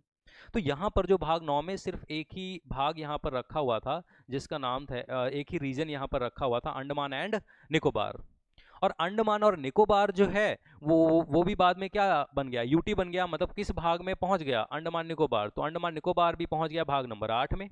तो भाग नंबर जब 8 में अंडमान निकोबार पहुंच गया, यूटी बन गया, तो इसमें भी कुछ नहीं बचा था, तो इसको क्या कर दिया गया था, डिलीट कर दिया गया था। लेकिन दोबारा फिर से भाग नंबर 9 को जोड़ा गया, जबकि भाग नंबर 7 को जोड़ा नहीं गया है। तो ये चीजें क्लियर रखना, ठीक है। तो यहाँ पर देखिए कि भाग नंबर 8 तक तो बातें हो गई, 7 मतलब डिलीटेड है, ध्यान रखना ये अभी नहीं है, ठीक। और उसके बाद ये जो भाग नंबर 9 है जोड़ दिया गया, तो जोड़ा गया। अब आपके मन में आना चाहिए कि कौन से नंबर का अमेंडमेंट हुआ तब ये जोड़ा गया। तो ये जो भाग नंबर 9 है ये जोड़ा गया है 73rd नंबर का, ठीक, 73rd नंबर का कॉन्स्टिट्यूशनल अमेंडमेंट एक्ट, 73वां संविधान संशोधन अधिनियम हिंदी में इसको बोलते हैं। और ये कब किया गया था, ये किया गया था 1992 में। और उससे पंचायत जो है जोड़ी गई इसमें। अब पंचायत कहाँ होती है, सीधी सी बात है, गांव में जो शासन चलाता है उसको पंचायत बोलते हैं, और शहरों में जो शासन चलाता है उसको क्या बोलते हैं, नगर पालिका, है ना, म्यूनिसिपालिटीज उसको बोलते हैं। तो पंचायत के लिए पार्ट नंबर 9 जोड़ा गया। अब पंचायत जो है, पंचायत का टाइम पीरियड 5 साल होगा, ठीक है। और पंचायत का जो चुनाव लड़ेंगे उनमें योग्यताएं क्या क्या होनी चाहिए, ठीक। और उसके बाद पंचायतों को पैसा कैसे जाएगा, वो सारी बातें यहाँ पर लिखनी थी। अब सारी बातें लिखनी थी तो एक तो बात आर्टिकल 243 में लिख दी गई, चीज़ें और लिखनी है 243 ए, 243 बी, सी, डी, ई, एफ, जी, कहाँ तक है, 233 से 233 ओ तक है। ये ओ है, ए बी सी डी वाला ओ तक यहाँ पर आर्टिकल है। उसके बाद भाग नंबर 9 ए जो है ये वाला, तो भाग नंबर 9 ए है नगर पालिकाएं, म्यूनिसिपालिटीज, शहरों का शासन चलाने के लिए म्यूनिसिपालिटीज होती हैं। और ये जो म्यूनिसिपालिटीज हैं ये जोड़ी गई हैं किस अमेंडमेंट एक्ट के द्वारा, क्योंकि ये भी बाद में जोड़ा गया है। और ये बाद में जोड़ा गया है तो एक बार देखो जरा कौन से नंबर के अमेंडमेंट एक्ट के द्वारा, तो 74th नंबर का, 74वें नंबर का संविधान में संशोधन किया गया। कब, 1992, ये भी 1992, ये भी 1992, सेम ईयर में किया गया। और ओ तक तो यहीं पर आर्टिकल हो गए थे, तो ओ के एक आगे से शुरू हो जाइए, पी से Q, R, S, T, U, V, W, X, Y, Z, चीजें और लिखनी है अभी, Z A, Z B, Z C, कहाँ तक, जेड जी तक है। तो ध्यान देना 243 पी से 243 जेड जी। और नगर पालिकाओं के बारे में सब कुछ यहाँ पर है, पार्ट नंबर 9 ए में है, ठीक। उसके बाद देखिए भाग नंबर 9 बी, सहकारी समितियां, कोऑपरेटिव सोसाइटीज। तो सहकारी समितियां जो होती हैं गांव के लेवल पर या लोकल लेवल पर जब लोग ग्रुप बना लेते हैं, ठीक है, उसको हम क्या बोलते हैं, कोऑपरेटिव सोसाइटी बोलते हैं। जैसे अमूल डेयरी जब शुरू हुई थी तो गुजरात के सारण गांव में कुछ किसानों ने क्या किया, मिलकर एक डेयरी खोल ली, एक ग्रुप बना लिया। तो अमूल डेयरी जो है एक बहुत फेमस एग्जांपल है कोऑपरेटिव सोसाइटी का, सहकारी समिति का। तो कोऑपरेटिव सोसाइटी जो है ये कैसे बनेंगी, कैसे उनका फॉर्मेशन होगा, उनके राइट्स क्या क्या होंगे, तो सहकारी समितियों के बारे में भाग नंबर 9 बी में लिखा गया है। और आर्टिकल, क्योंकि जेड जी तक यहीं पर हो गया था, तो जेड एच से लेकर जेड टी तक यहाँ पर है, ये आप ध्यान रखना, ठीक है। और भाग 9 बी है, देखो 9 है, 9 ए है, 9 बी है, 9 बी भी बाद में एडेड है। और अगर जो बाद में एडेड है तो सिंपल सी बात है, यहाँ भी अमेंडमेंट हुआ होगा। तो यहाँ पर कौन सा अमेंडमेंट किया गया, 97वां, याद रखना 97th नंबर का संविधान में अमेंडमेंट किया गया, कॉन्स्टिट्यूशनल अमेंडमेंट एक्ट। और ईयर कौन सा था, तो ईयर था 2012 में किया गया, 97 कॉन्स्टिट्यूशनल अमेंडमेंट एक्ट 2012। उससे पार्ट नंबर 9 बी को ऐड किया गया है, ठीक है। तो ये ध्यान रखना। चलते हैं आगे। अब देखिए क्या है कि भाग नंबर 10 है और पार्ट नंबर 10 जो है उसका टाइटल क्या है, शेड्यूल्ड एंड ट्राइबल एरिया है, अनुसूचित एवं जनजातीय क्षेत्र है। याद रखना SC ST वाली जातियों की बात यहाँ पर नहीं कर रहा है वो, SC जाति, शेड्यूल्ड कास्ट, शेड्यूल्ड ट्राइब वाली जाति, उसके बारे में नहीं है। यहाँ पर क्षेत्र है, ध्यान देना, एरिया की बात कर रहा है, ये एरिया या क्षेत्र की बात कर रहा है। इसका मतलब हमको पता है कि भाई जैसे कि अरस्तु या अरिस्टोटल ये बोल के गया कि equal rules for equal person and unequal rules for unequal person, समान नियम समान लोगों के लिए, असमान नियम असमान लोगों के लिए। और हमारे इंडिया में इतना बड़ा इंडिया है कि वहाँ पर, जैसे कि ये इंडिया है और इंडिया में यहाँ पर कोई एक राज्य है, ठीक है, और इस राज्य में बाई चांस ये वाला जो रीजन है यहाँ पर जो है ट्राइबल लोग रहते हैं, जनजातियाँ यहाँ पर रहती हैं, ठीक। अब ट्राइबल लोग या जनजातियाँ यहाँ पर रहती हैं, तो ये जनजातियाँ अलग हैं, बिल्कुल इनका कल्चर अलग है, सब कुछ अलग है। तो नियम पूरे राज्य में सेम तभी बनाए जा सकते हैं जब सारे लोग सेम हों, ठीक है। आपकी मम्मी जो है वो 2 साल का बेटा और 18 साल के बेटे को बराबर खाना कैसे दे सकती हैं, क्योंकि वो लोग अलग अलग हैं। तो छोटा वाला बेटे को बहुत कम चाहिए, बड़े वाले बेटे को थोड़ा ज़्यादा चाहिए। तो लोग अलग अलग हैं तो रूल्स भी अलग अलग होने चाहिए, है ना। और लोग सेम हैं तो रूल्स भी सेम होने चाहिए। तो ये बाई चांस भारत का कोई राज्य है और यहाँ पर ट्राइबल लोग हैं, जनजातियाँ यहाँ पर रह रही हैं, तो अगर जो जनजातियाँ रह रही हैं और ये जनजातियाँ बिल्कुल अलग हैं, इनका कल्चर, रिचुअल्स, प्रथाएं सब कुछ अलग हैं, तो इस पूरे राज्य में इस एरिया के लिए कानून अलग बनाए जाएंगे। और इस एरिया के लिए कानून अलग बनाए जाएंगे, कहने का मतलब ये है इस एरिया को या तो डिक्लेयर कर दिया जाएगा शेड्यूल्ड एरिया अनुसूचित क्षेत्र, और या तो इस एरिया को डिक्लेयर किया जाएगा ट्राइबल एरिया, जनजातीय क्षेत्र, ठीक है। और ये शेड्यूल्ड एरिया और ट्राइबल एरिया, जनजातीय क्षेत्र होते क्या हैं, तो हमने शेड्यूल में, आप देखना जाके अनुसूचियों वाला जो पार्ट है वहां पर हमने बहुत अच्छे से इसको बताया है, ठीक है। तो इस एरिया को डिक्लेयर कर दिया जाएगा शेड्यूल्ड एरिया या ट्राइबल एरिया, अनुसूचित क्षेत्र या जनजातीय क्षेत्र। और इस एरिया को डिक्लेयर करने के बाद इनके लिए क्या है, अलग अलग रूल्स बनाए जाएंगे, क्योंकि ये लोग अलग, मतलब अलग हैं, सेम नहीं हैं। तो वो एरिया कैसे डिक्लेयर किया जाएगा, ये जो शेड्यूल्ड एरिया या ट्राइबल एरिया, अनुसूचित क्षेत्र और जनजातीय जो क्षेत्र है, ये डिक्लेयर कौन करेगा, कौन कौन से राइट्स इनको सबको दिए जाएंगे, कैसे राइट्स दिए जाएंगे, वो सारी बातें कहाँ पर हैं, भाग नंबर 10 में आर्टिकल नंबर 244 से लेकर 244 ए तक हैं, ठीक है। अगर जो आपको शेड्यूल्ड एरिया और ट्राइबल एरिया के नामों की लिस्ट जाननी है कि शेड्यूल्ड एरिया कौन कौन से हैं, ट्राइबल एरिया, जनजातीय क्षेत्र भारत में कौन कौन से हैं, तो आपको भारत के संविधान की 5वीं और 6ठी अनुसूची पढ़नी चाहिए। वो वाला अनुसूचियों में आप देखना जाके। लेकिन ये एरिया डिक्लेयर कैसे किए जाएंगे, डिक्लेयर कौन करेगा, कैसे इनको राइट्स मिलेंगे, ये बातें कहाँ पर हैं, भाग नंबर 10, ठीक है। और आर्टिकल पता है आपको। अब देखिए भारत के संविधान का जो भाग नंबर 11 है, 11 का क्या है, relation between the union and states, संघ और राज्य के बीच में संबंध दिया गया है, या केंद्र और राज्य के बीच में संबंध दिया गया है। क्या संबंध दिया गया है, तो यहां पर देखिए क्या दिया गया है। जैसे एग्जाम्पल के लिए कि ये कहा गया है कि केंद्र राज्य के द्वारा अगर जो कोई डॉक्यूमेंट जारी किया गया है तो उसको केंद्र मान्यता देगा, केंद्र के द्वारा अगर जो कोई डॉक्यूमेंट जारी किया गया है तो उसको राज्य मान्यता देगा। अब इसमें होगा क्या, जैसे कि हमको पता है कि भाई कि ड्राइविंग लाइसेंस जो है यूपी में, बिहार में, मध्य प्रदेश में कुछ जगहों पर ऐसे बन जाता है कि भाई आप गाड़ी चलाने जाओ ना जाओ, बस 500 रुपये एक्स्ट्रा दो, ड्राइविंग लाइसेंस बन गया। अब आपको अगर जो ये पता है तो क्या इंडियन गवर्नमेंट को नहीं पता है कि वहाँ पर ऐसे बन रहा है। आपका बाई चांस ड्राइविंग लाइसेंस उसी राज्य उसी जगह का है और वो आप दिल्ली में चलाओ, यहाँ भी वो चलेगा। यहाँ पर ये नहीं कह सकते कि ये तो वहाँ का बना है हम ये नहीं मानेंगे, कहीं नहीं सकते, क्योंकि रिलेशन ऐसा है कि अगर जो सेंटर के द्वारा कोई डॉक्यूमेंट जारी किया गया है तो राज्य उसको मान्यता देंगे, और राज्यों के द्वारा अगर जो जारी किया गया है तो कौन देगा, केंद्र उसको मान्यता देगा।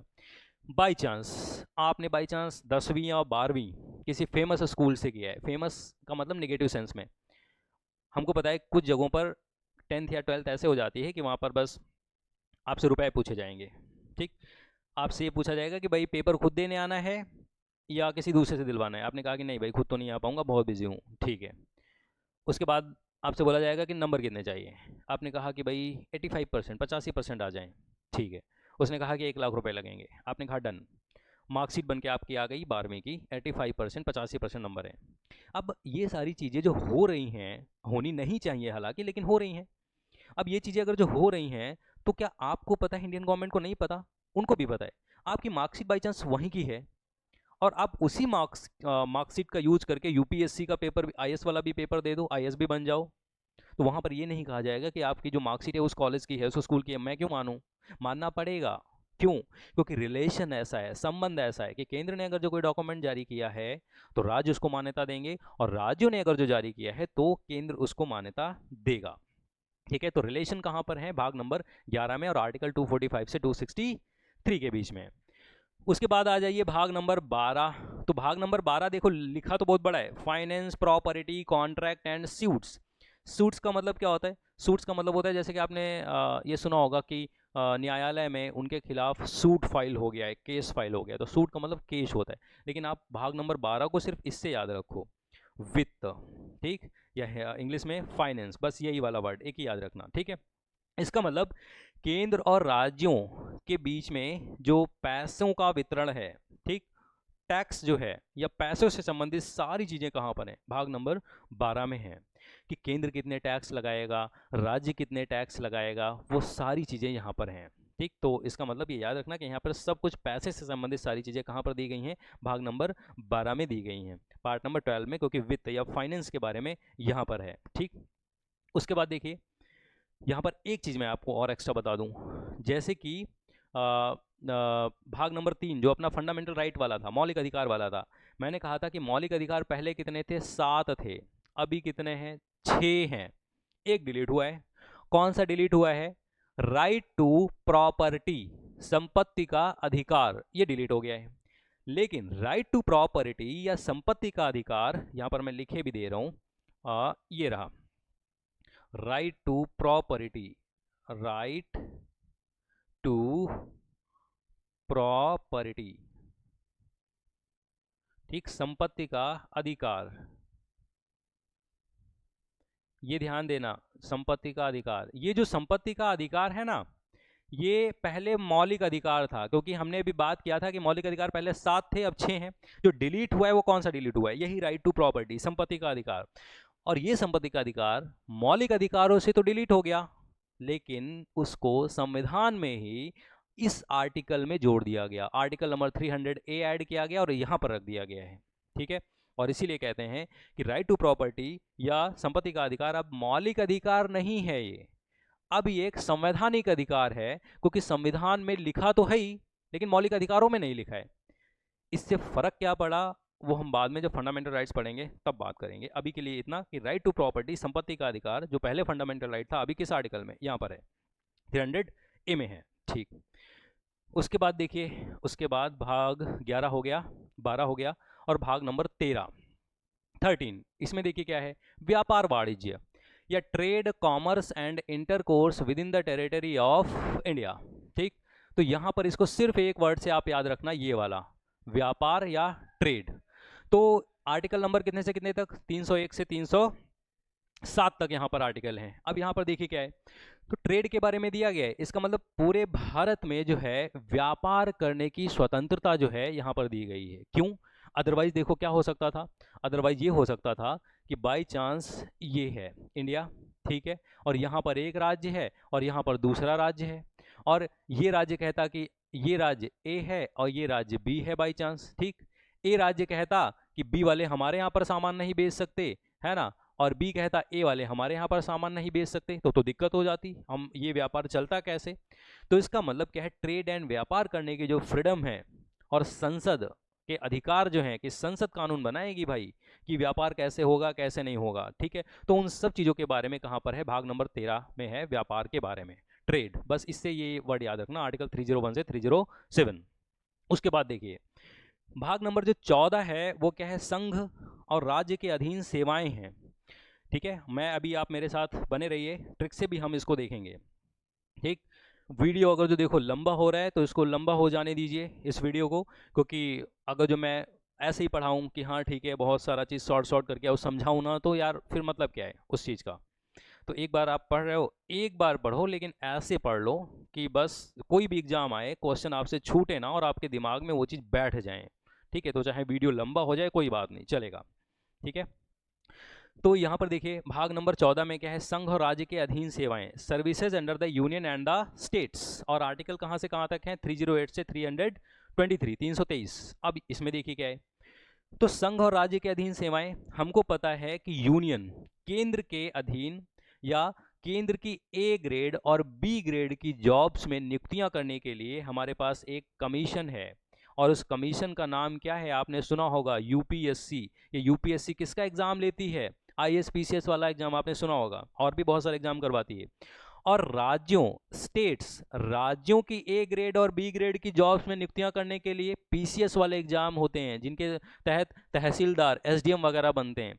तो उसको PCS के एग्जाम करवाने के लिए कौन सी बॉडी है, उसको बोलते हैं स्टेट पब्लिक सर्विस कमीशन, राज्य लोक सेवा आयोग, स्टेट पब्लिक सर्विस कमीशन। तो इन दोनों बॉडीज के बारे में कहां पर है, भाग नंबर 14 में है।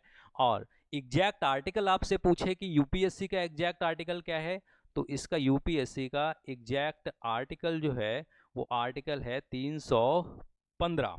ठीक है, ध्यान देना।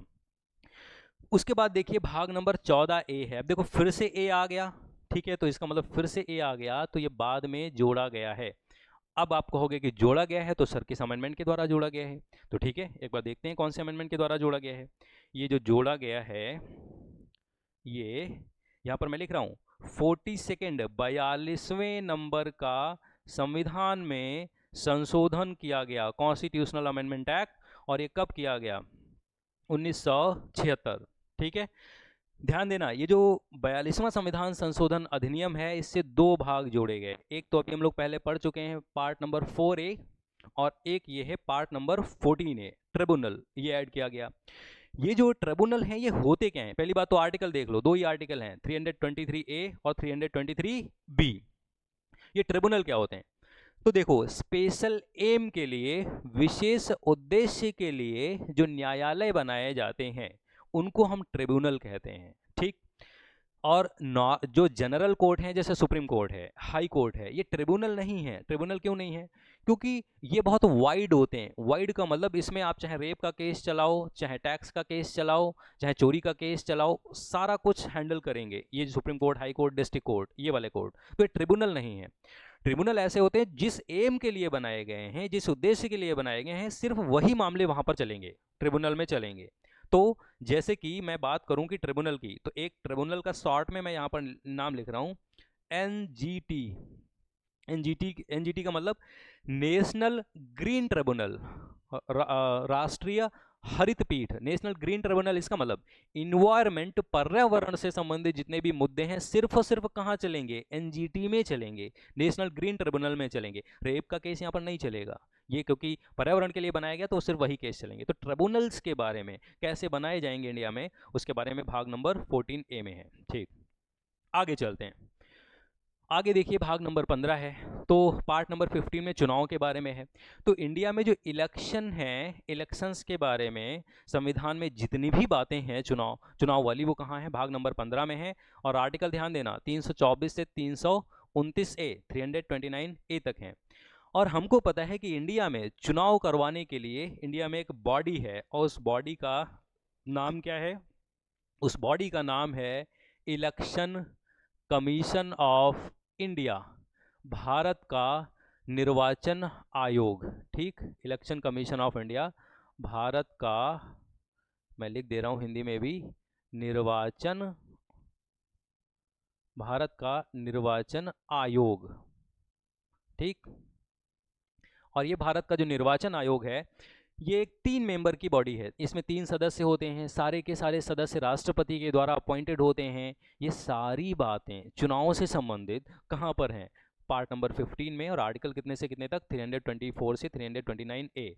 और अगर जो आपसे election commission of India, Bharat का निर्वाचन आयोग का स्पेशल आर्टिकल पूछे, तो वो स्पेशल आर्टिकल देखो कौन सा है, आर्टिकल 324 है, 324 है। ठीक, ये जो इलेक्शन कमीशन ऑफ इंडिया है, ध्यान दो, इंडिया में जितने भी चुनाव हैं, सबसे इंपॉर्टेंट वाले, सिर्फ पंचायत वाले चुनाव और नगर पालिकाओं वाले चुनाव, 2 चुनावों को छोड़ के इंडिया में जितने भी इंपॉर्टेंट चुनाव हैं, चाहे राष्ट्रपति का हो, उपराष्ट्रपति का हो, संसद का हो, राज्यों में MLA MLC वाले चुनाव हो, सब कौन करवाता है, इलेक्शन कमीशन ऑफ इंडिया। ठीक है, भाग नंबर जो 16 है, अच्छा, ये जो पंचायत और नगर पालिकाओं वाले चुनाव को छोड़ के मैंने बोला था ना, तो ये वाले चुनाव कौन करवाता है, पंचायत और नगर पालिकाओं वाले चुनाव, ये करवाता है स्टेट इलेक्शन कमीशन, राज्य निर्वाचन आयोग। ठीक है, पार्ट नंबर 16 में क्या है, विशेष उपबंध हैं। आर्टिकल कहाँ से कहाँ तक हैं, 330 से 342 तक हैं। Special provisions relating to certain classes. Certain classes का मतलब यहाँ पर क्या हो गया, तो ये स्पेशल प्रोविजंस किसके किसके लिए हैं? एससी के लिए, शेड्यूल्ड कास्ट अनुसूचित जाति के लिए, शेड्यूल्ड ट्राइब जो जनजाति वाले लोग हैं उनके लिए, ठीक। उसके बाद मैं लिख रहा हूं बैकवर्ड क्लास, या जिनको आप ओबीसी बोलते हो, पिछड़ा वर्ग, ठीक है, हिंदी में बोलता चल रहा हूं, बैकवर्ड क्लास या पिछड़ा वर्ग, उनके लिए। और एक बात यहां पर और है, एंग्लो इंडियन, ठीक, एंग्लो इंडियन। और ये जो एंग्लो इंडियन है इनको बोलते क्या है, हिंदी में क्या बोलते हैं, इस साइड में लिख दे रहा हूं, ठीक है, रेड पेन से लिखता हूं, आंग्ल, आंग्ल भारतीय, आंग्ल भारतीय इनको हम बोलते हैं, एंग्लो इंडियंस। तो एससी के लिए, एसटी के लिए बैकवर्ड क्लास, पिछड़ा वर्ग जो है, और आंग्ल भारतीयों के लिए। अच्छा, आंग्ल भारतीय कौन होते हैं? आंग्ल भारतीय का मतलब ऐसे लोग जिनका ओरिजिन यूरोप से है, क्योंकि यूरोपियन लोग इंडिया में आए थे, पुर्तगीज, डच, डेनिश, हिस्ट्री में हम लोग पढ़ रहे हैं, ठीक है। हिस्ट्री की वीडियोस जो है आप प्लेलिस्ट में देखना, बहुत अच्छी जो है हम लोग वीडियो हिस्ट्री की रिकॉर्ड कर रहे हैं, और आपका कोई भी एग्जाम हो आपके क्वेश्चन नहीं छूटेंगे, ये गारंटी है, ठीक। और चाहे आप पॉलिटी की क्लास अगर जो देखेंगे, अगर जो जिनको मैं ऑफलाइन पढ़ाता हूँ यहीं पर दिल्ली में, तो वो अगर जो कोई स्टूडेंट है तो वो भी कमेंट करके यहाँ पर बता सकते हैं कि अगर जो एसएससी सीजीएल हो या कोई भी एग्जाम हो जो आप देने जा रहे हैं, वहाँ पर क्या मैं जो क्लास में करवाता हूँ उससे कोई क्वेश्चन बाहर जाता है? कोई क्वेश्चन बाहर नहीं जाता है। तो थोड़ा बिलीव करने में अभी आपको लग रहा होगा कि तो, लेकिन धीरे धीरे मेरे साथ जब आप क्लास करेंगे तो आप समझ जाएंगे। मैं ये सारी चीज़ें देखिए इसलिए नहीं बता रहा हूँ कि मैं अपनी तारीफ में नहीं बता रहा हूँ, मैं ये सोच रहा हूँ कि आप बस ये क्लास देखें थोड़ा बिलीव करके, क्योंकि इसका आपको 100% फ़ायदा मिलेगा आपके एग्ज़ाम में, ठीक है। तो ये SC ST, backward classes, Anglo Indians, आंग्ल भारतीय। तो आंग्ल भारतीय का मतलब ऐसे यूरोपियन लोग जो क्योंकि यूरोपियन कंपनियां यहाँ पर आई, लेकिन आई तो जब गए अंग्रेज लोग भारत छोड़ के तो सारे नहीं गए, कुछ लोग यहीं पर रह गए। तो जिनका ओरिजिन यूरोप से है लेकिन अभी वो भारत की नागरिकता पा चुके हैं, उनको क्या बोलेंगे? एंग्लो इंडियन, आंग्ल भारतीय।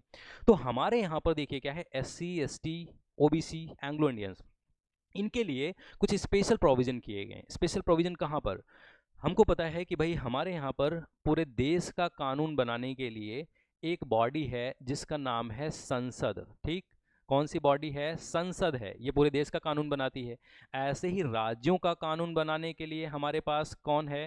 राज्य विधान मंडल है, ठीक, राज्य विधान मंडल, या इसको इंग्लिश में बोलते हैं स्टेट लेजिस्लेचर, ठीक है। यहाँ पर दो हाउस होते हैं, लोकसभा होती है और राज्यसभा होती है। और यहाँ पर राज्य विधानमंडल में, स्टेट लेजिस्लेचर में, एक को बोलते हैं लेजिस्लेटिव असेंबली, विधानसभा, और एक को बोलते हैं लेजिस्लेटिव काउंसिल, विधान परिषद।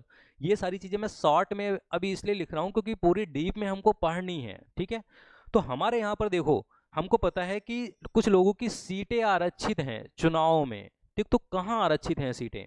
तो राज्यसभा में कोई सीट आरक्षित ही नहीं है किसी की भी, ठीक। और राज्यों में बात करें तो ये जो लेजिस्लेटिव काउंसिल है यहाँ पर किसी की भी कोई सीट आरक्षित नहीं है, ठीक। लोकसभा में सीटें आरक्षित हैं, और कहाँ पर हैं? लेजिस्लेटिव असेंबलीज में, है ना, सीटें आरक्षित हैं। विधानसभाओं में सीटें आरक्षित हैं। अब किन की सीटें आरक्षित हैं यहाँ पर थोड़ा मैं डीप में आपको नहीं बता रहा हूँ क्योंकि ये सेपरेट में जो है टॉपिक हमको पढ़ना है। लेकिन ये जो रिजर्वेशन है, सीटों वाला रिजर्वेशन, जिसको हम पॉलिटिकल रिजर्वेशन बोलते हैं, राजनीतिक आरक्षण बोलते हैं। तो ये जो राजनीतिक आरक्षण है, क्योंकि रिजर्वेशन 3 टाइप का होता है। जॉब्स में रिजर्वेशन मिलता है, आप पढ़ने जाते हो किसी कॉलेज वगैरह में दाखिला लेने जाते हो वहाँ पर रिजर्वेशन मिलता है। तो एजुकेशन वाला रिजर्वेशन और जॉब्स वाला रिजर्वेशन, इन दो रिजर्वेशन की बात मैं अभी नहीं कर रहा हूँ। क्यों? क्योंकि इन दो रिजर्वेशन की बात जॉब्स में और एजुकेशन में, वो फंडामेंटल राइट्स में की गई है, उस रिजर्वेशन की बात। यहाँ पर पॉलिटिकल रिजर्वेशन की बात की गई है, राजनीतिक आरक्षण की बात। लोकसभा में जो सीटें रिजर्व होना, विधानसभा में सीटें रिजर्व होना, उसकी बात यहाँ पर की जा रही है, ठीक है। रिजर्वेशन होना चाहिए, नहीं होना चाहिए, अच्छा है बुरा है आरक्षण, ये सब बात करेंगे लेकिन तब जब हम फंडामेंटल राइट्स पढ़ेंगे तब। अभी के लिए आप ये देखिए जरा कि हमारे यहाँ पर जो एससी हैं, एसटी हैं, बैकवर्ड क्लास, पिछड़ा वर्ग है, एंग्लो इंडियंस, आंग्ल भारतीयों के लिए भी कुछ विशेष प्रावधान किए गए थे। क्या किए गए थे ये डीप में हम पढ़ेंगे तब देखेंगे। तो पॉलिटिकल रिजर्वेशन इन लोगों के लिए, ठीक है, कहाँ पर दिया गया? भाग नंबर 16 में दिया गया। इसीलिए विशेष उपबंध है, स्पेशल प्रोविजन इसको कहा गया। कितने से कितने आर्टिकल के बीच में? आर्टिकल 330 से 342 के बीच में। उसके बाद देखिए भाग नंबर जो 17 है, 17 है, उसका टाइटल क्या है? उसका टाइटल है ऑफिशियल लैंग्वेज, है ना, राजभाषा। ठीक, राजभाषा और भाषाओं से संबंधित ये आर्टिकल कितने से कितने तक हैं?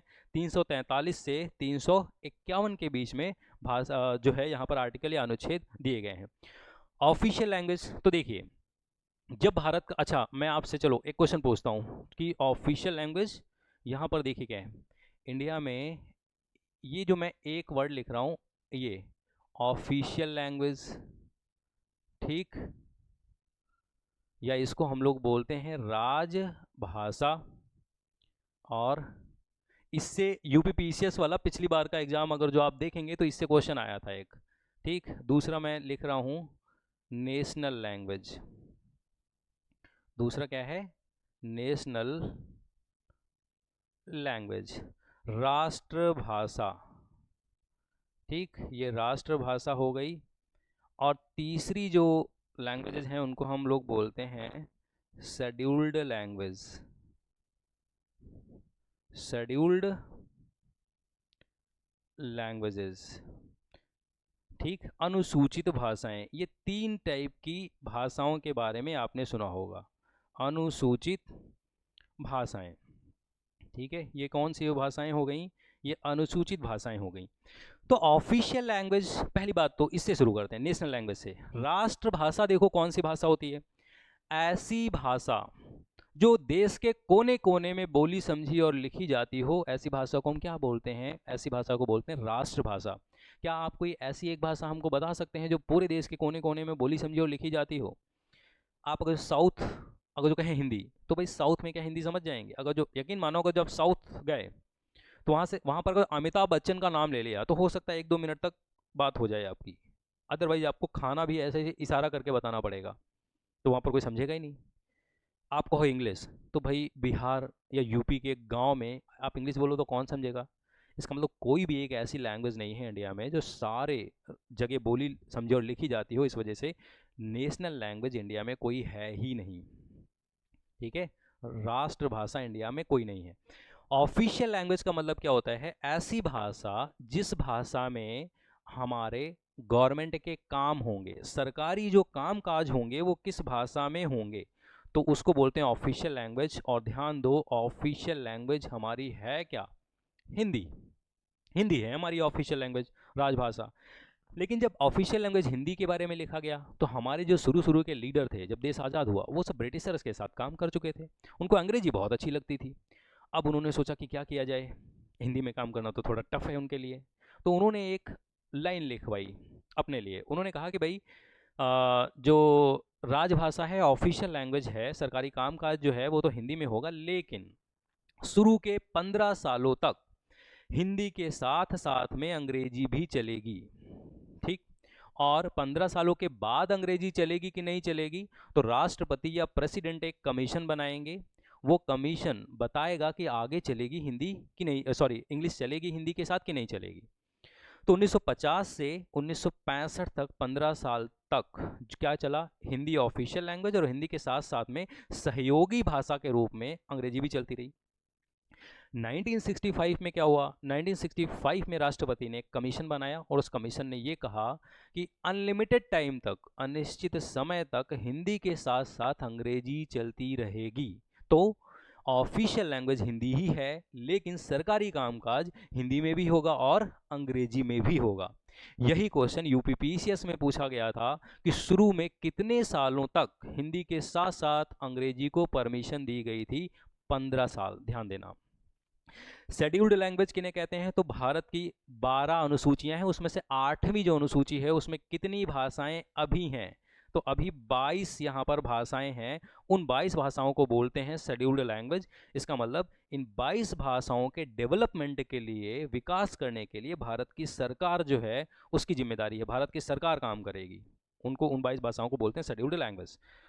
तो समझ गए आप, ठीक है। तो भाषा के बारे में कहाँ पर है, इतने से इतने आर्टिकल, ठीक है। अब जरा एक बार आगे चलते हैं, ठीक। फिर से मैं बता दूं, ये वीडियो मैं बहुत शॉर्ट में भी रिकॉर्ड कर सकता था, ठीक है। अपने कमेंट्स के माध्यम से आप बताइएगा ज़रूर। देखिए वीडियो बहुत ज़्यादा अगर जो शॉर्ट्स में होगा तो वो कोई भी टीचर हो वो आपको सारी चीज़ें कैसे बता सकता है, सारी चीज़ें कैसे समझा सकता है। लेकिन टीचर के लिए एक दिक्कत तब होती है कि जब वो वीडियो डाले, इतनी मेहनत लगाए, अपनी एफर्ट लगाए, और वो वीडियो जो है उस पर उसको लग रहा है कि बच्चे जो है, स्टूडेंट है, उसको लाइक भी नहीं कर रहे हैं, है ना, या उसको वो लग रहा है कि ये तो वीडियो खाली में डाल दिया, उसको लोग देख भी नहीं रहे हैं, है ना। तो फिर वो क्या करेगा, फिर वो क्या करता है कि उसका मोटिवेशन लेवल थोड़ा सा कम हो जाता है। वो फिर सोचता है कि भाई सबको जो है छोटे छोटे वीडियो बस जो जल्दी से देख के निकल जाएं, ठीक। तो सारे लोग फिर वैसे ही करने लगते हैं। हालांकि मैं वैसा नहीं हूँ, लेकिन एक बार ये वीडियोस पूरे देखिए, क्योंकि अगर जो आपको सिलेक्शन लेना है तो भैया शॉर्टकट जो है वो मत अपनाओ, है ना। सिलेक्शन लेना है तो थोड़ा मेहनत करनी पड़ेगी आपको, और मेहनत ही आपको आपका सिलेक्शन दिलवाएगी, आपको जॉब दिलवाएगी, ठीक। साथ साथ में जॉब के साथ साथ में यहाँ पर एक समझदार इंसान भी आप बन जाओगे, ठीक है।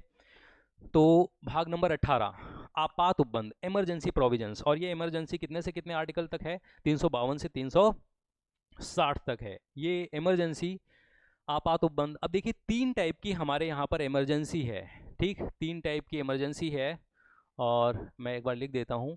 तो एक तो राष्ट्रीय आपातकाल बोलते हैं, कहाँ पर लिखूँ, इधर लिख देता हूँ, है ना, वहाँ पर क्योंकि आएगा नहीं। तो 3 टाइप की हमारे यहाँ पर इमरजेंसी है, आपातकाल लगाया जाता है। कौन सा, एक को बोलते हैं नेशनल इमरजेंसी। क्या बोलते हैं, दोहराया करो हमारे साथ में, तभी ये चीज़ें बैठेंगी आपकी जुबान पे। नेशनल इमरजेंसी, या उसको बोलते हैं राष्ट्रीय आपातकाल। ये राष्ट्रीय आपातकाल क्या होता है इसके बारे में हम लोग पढ़ेंगे सेपरेट वीडियो में, ठीक है।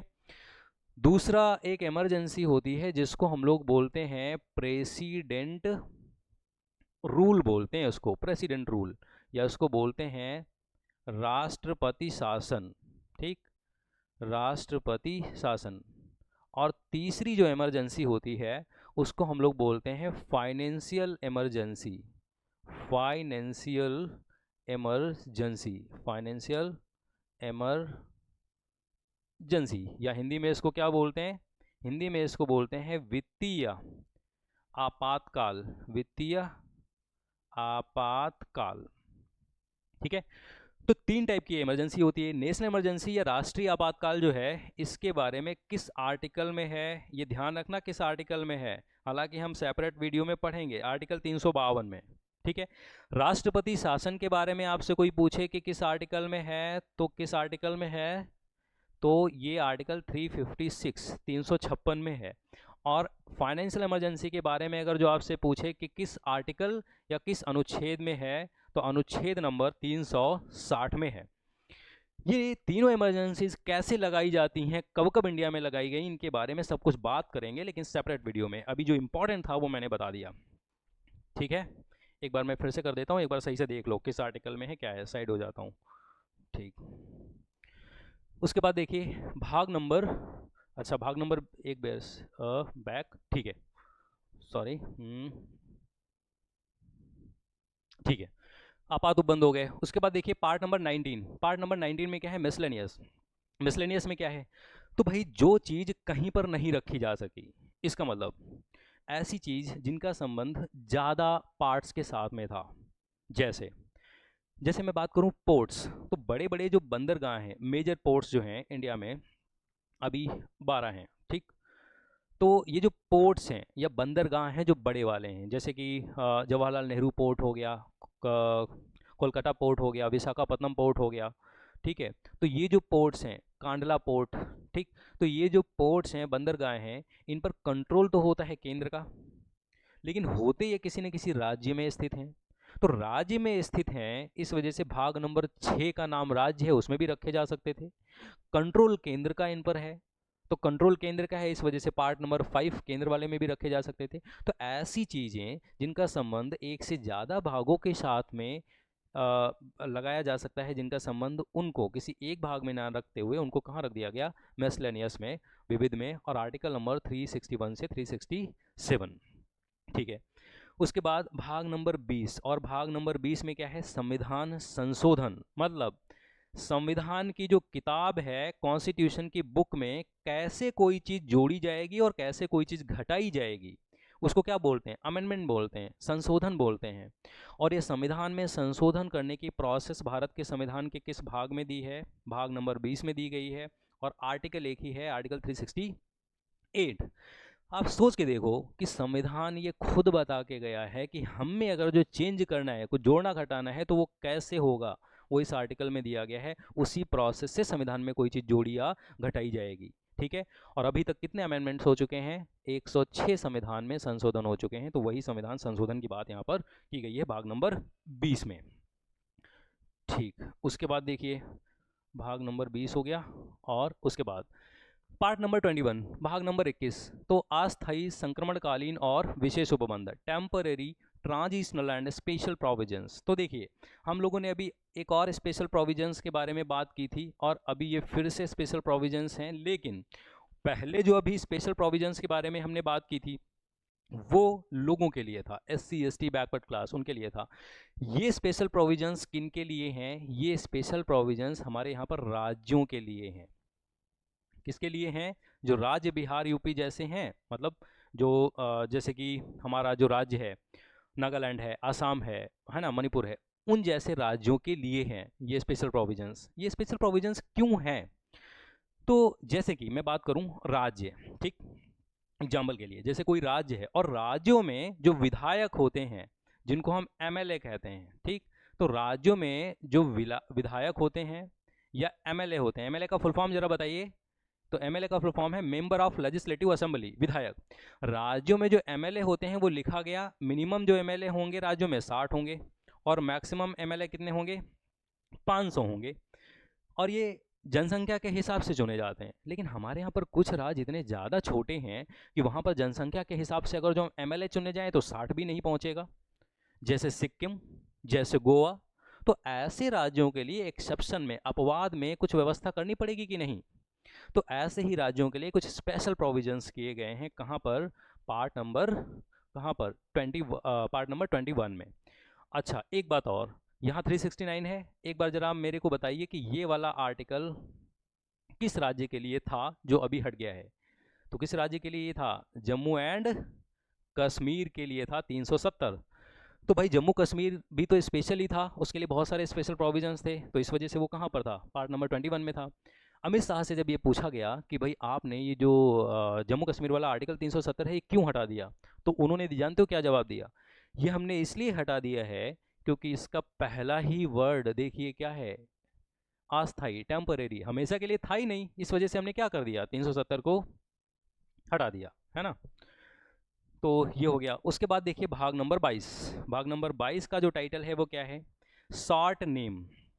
और शॉर्ट नेम या संक्षिप्त नाम का देखिए मतलब क्या है, यहाँ पर दिया गया है संक्षिप्त नाम में भारत का संविधान, मतलब इंडिया का जो संविधान है, ऐसे यहाँ पर दिया गया है इंडिया का संविधान का शॉर्ट में नाम क्या होगा, इंडियन कॉन्स्टिट्यूशन, भारत का संविधान।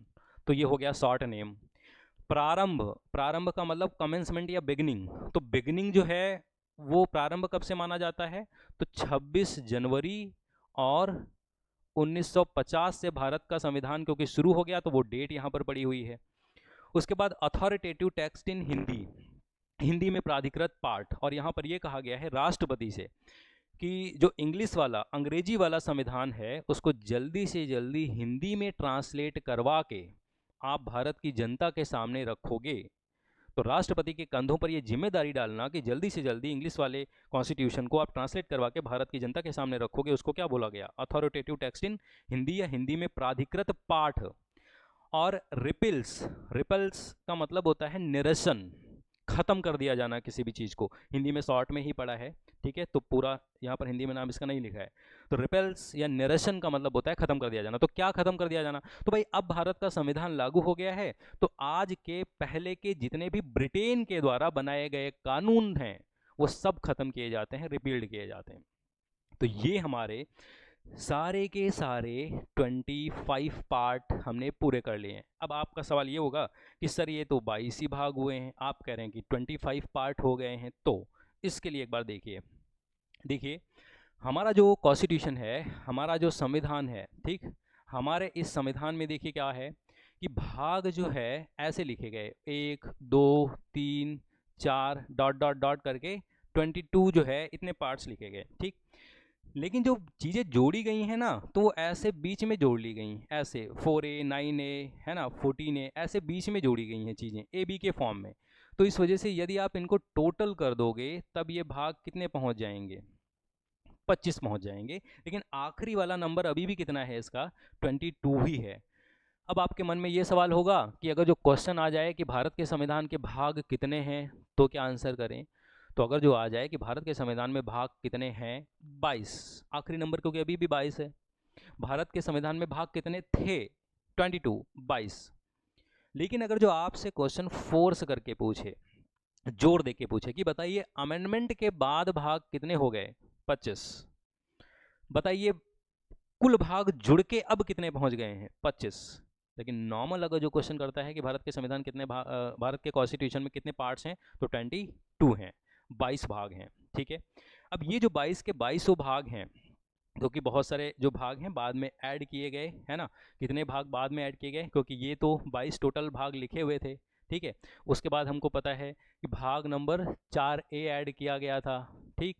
और कौन सा भाग ऐड किया गया था, 4A। भाग नंबर 9 ऐड किया गया था, 9A ऐड किया गया था, 9B ऐड किया गया था, है ना, और भाग नंबर 14A ऐड किया गया था। इतने भाग जो है बाद में ऐड किए गए थे। एक बार मैं आपको और थोड़ा सा बता दूं, देखो जरा, ओरिजिनल वाले संविधान में, ठीक, ओरिजिनल वाला जो अपना कॉन्स्टिट्यूशन था उसमें भाग कितने थे, ओरिजिनल वाले कॉन्स्टिट्यूशन में जो पार्ट्स थे, यहाँ पर मैं लिख रहा हूँ टोटल, टोटल जो है पार्ट्स, टोटल भाग वो कितने थे। तो ओरिजिनल वाले संविधान में टोटल पार्ट थे 22, ठीक है। अब देखो क्या हुआ, सातवें नंबर का संविधान में कॉन्स्टिट्यूशनल अमेंडमेंट एक्ट, 7वें नंबर का संविधान में संशोधन किया गया। और ये संविधान में संशोधन कब किया गया, तो 1956 में किया गया। और इससे देखो हुआ क्या, इससे भारत के संविधान में दो भाग हटा दिए। एक तो हमने बताया पार्ट नंबर 7, और एक कौन सा है, पार्ट नंबर 9। ये दोनों भाग हटा दिए गए, ठीक। तो जो भाग है वो टोटल भाग कितने पहुंच गए, टोटल भाग फिर बचे 20, ठीक है, क्योंकि हटा दिए गए। फिर देखिए क्या हुआ, फिर यहाँ पर क्या हुआ, 7th अमेंडमेंट हो गया, फिर 42वां 42nd नंबर का संविधान में संशोधन किया गया, ठीक, कॉन्स्टिट्यूशनल अमेंडमेंट किया गया। और ये कॉन्स्टिट्यूशन में अमेंडमेंट किस ईयर किया गया था, तो 1976 इंदिरा गांधी की सरकार के द्वारा ये किया गया था। और इसके द्वारा दो पार्ट जोड़े गए हैं। तो वो जो दो पार्ट जोड़े गए हैं, एक तो भाग नंबर 4A जोड़ा गया, फंडामेंटल ड्यूटी वाला, और एक जो जोड़ा गया है भाग नंबर 14A जोड़ा गया है, ठीक। भाग नंबर 14A कौन सा है, तो 14A ट्रिब्यूनल वाला, अधिकरण वाला। ये दो भाग ऐड कर दिए गए, यहाँ पर लिख देता हूँ प्लस कर दिए गए। तो भाग टोटल कितने पहुँच गए, टोटल फिर से भाई 22 पहुँच गए, क्योंकि 22 टोटल थे, 2 घटे 20 और फिर 2 जुड़ गए तो फिर से 22। उसके बाद जरा देखो, उसके बाद यहाँ पर देखिए, उसके बाद 73rd नंबर का, और 73rd नंबर का संविधान में जो संशोधन लाया गया, ये 73rd नंबर का कॉन्स्टिट्यूशन में जो अमेंडमेंट लाया गया, ये किस ईयर लाया गया, 1992 में। आप वीडियो देख चुके हैं, आप बताइए इस वाले अमेंडमेंट से कौन सा भाग जोड़ा गया, तो पंचायतों वाला भाग जोड़ा गया, पार्ट नंबर 9, ये भाग प्लस कर दिया गया। और भाग टोटल कितने फिर पहुंच गए, 23 भाग पहुंच गए, ठीक है। उसके बाद देखिए, उसके बाद जो है 74th नंबर का, 74वें नंबर का संविधान में संशोधन किया गया, किस साल, किस ईयर, तो ये किया गया है 1992 में, 1992 में। और एक भाग जोड़ा गया नगर पालिकाओं वाला, उस भाग का जरा नाम बताना, नगर पालिकाओं वाला पार्ट नंबर 9A, और यहाँ पर मैं लिख देता हूँ प्लस।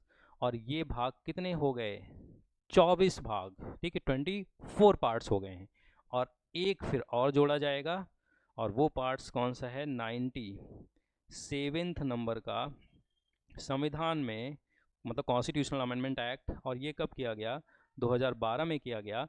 और इससे एक भाग कौन सा जोड़ा गया है, कोऑपरेटिव सोसाइटी, सहकारी समिति वाला, और ये इसका नाम है पार्ट नंबर 9B, ये वाला ऐड कर दिया गया। और भाग टोटल कितने पहुंच गए हैं, 25। तो एक बार आप स्क्रीनशॉट लेना चाहते हैं, स्क्रीनशॉट इसका ले लीजिए, ठीक है। तो ये मैंने अमेंडमेंट्स भी इसके लिख दिए, ठीक है। तो पार्ट्स के बारे में हमने पढ़ लिया। अब एक बार जल्दी से हम लोग ट्रिक्स से एक बार रिवाइज करते हैं कि कौन कौन से पार्ट्स हैं, ठीक, भारत के संविधान के भाग। तो इंडियन कॉन्स्टिट्यूशन के जो भाग हैं, देखो पार्ट नंबर जो 1 है, एक बार मैं थोड़ा सा, हाँ ठीक है, सही है, थोड़ा सा मोटा कर लूँ, हाँ। अब देखिए भारत के संविधान का जो पार्ट नंबर 1 है, भाग नंबर 1 है, तो सीधी सी बात है भाग नंबर 1 है। और भाग नंबर, देखो अब क्योंकि हमने कॉन्सेप्ट के साथ पढ़ लिया है, अब एक बार ट्रिक से देख लेता हूँ 10-15 मिनट में कि ट्रिक से कैसे याद रखेंगे। तो भाग नंबर 1 पार्ट नंबर 1 में है क्या, पार्ट नंबर 1, इसको कैसे याद रखेंगे, जैसे किसी भी देश का अगर जो संविधान है, तो सबसे पहले देश अगर जो बनाना है तो उसके लिए क्षेत्र होना चाहिए कि नहीं होना चाहिए, तो पहले भाई क्षेत्र होगा तभी तो देश बनेगा। तो पार्ट नंबर 1 जो है, सबसे पहले हमको चाहिए क्षेत्र या टेरिटरी, क्षेत्र को टेरिटरी ही तो बोलते हैं, तो इसका मतलब क्षेत्र या टेरिटरी के बारे में कहाँ पर है, भाग नंबर 1 में है, ठीक है। अब क्षेत्र आ गया, और उसके बाद क्षेत्र में रहने वाले जब तक नागरिक नहीं होंगे, लोग नहीं होंगे, तब तक बात कैसे बनेगी भाई, तब तक तो देश बन ही नहीं पाएगा। तो तुरंत भाग 1 के बाद पार्ट नंबर जो 2 है, पार्ट नंबर 2, और पार्ट नंबर 2 में क्या आना चाहिए, नागरिकता या सिटीजनशिप, ठीक, नागरिकता से संबंधित, क्योंकि नागरिक होने चाहिए तभी तो कोई देश बनेगा। अब देश बन गया है, ठीक है, वहां पर रहने वाले नागरिक भी आ गए भाग नंबर 2 में। अब भाई अगर जो नागरिक आ गए हैं रहने, तो उनको फिर क्या दोगे, कुछ राइट्स दोगे तभी तो वो रह पाएंगे। अगर जो आप मार काट मचाने लगो अपने देश में, तो क्या कोई रहेगा, क्या कोई नहीं रहेगा, देश बन ही नहीं पाएगा। तो इसका मतलब क्या हुआ कि यहाँ पर आपको क्या देना पड़ेगा भाग नंबर 3 में, कि लोग रहने आए हैं तो आप उनको फिर राइट्स भी देंगे। 1 सेकेंड, तो आप पार्ट नंबर, भाग नंबर 3, और उनको आप राइट्स देंगे, तो फंडामेंटल राइट्स, मौलिक अधिकार, तो मौलिक अधिकारों के बारे में कहाँ पर है, भाग 3 में है। उसके बाद आप देखो क्या करेंगे कि उनके लिए कुछ पॉलिसीज़ भी तो बनाएंगे, नीतियाँ भी तो आपको बनानी पड़ेंगी, अगर जो लोग हैं तो उनके लिए आपको कुछ नीतियाँ भी बनानी पड़ेंगी।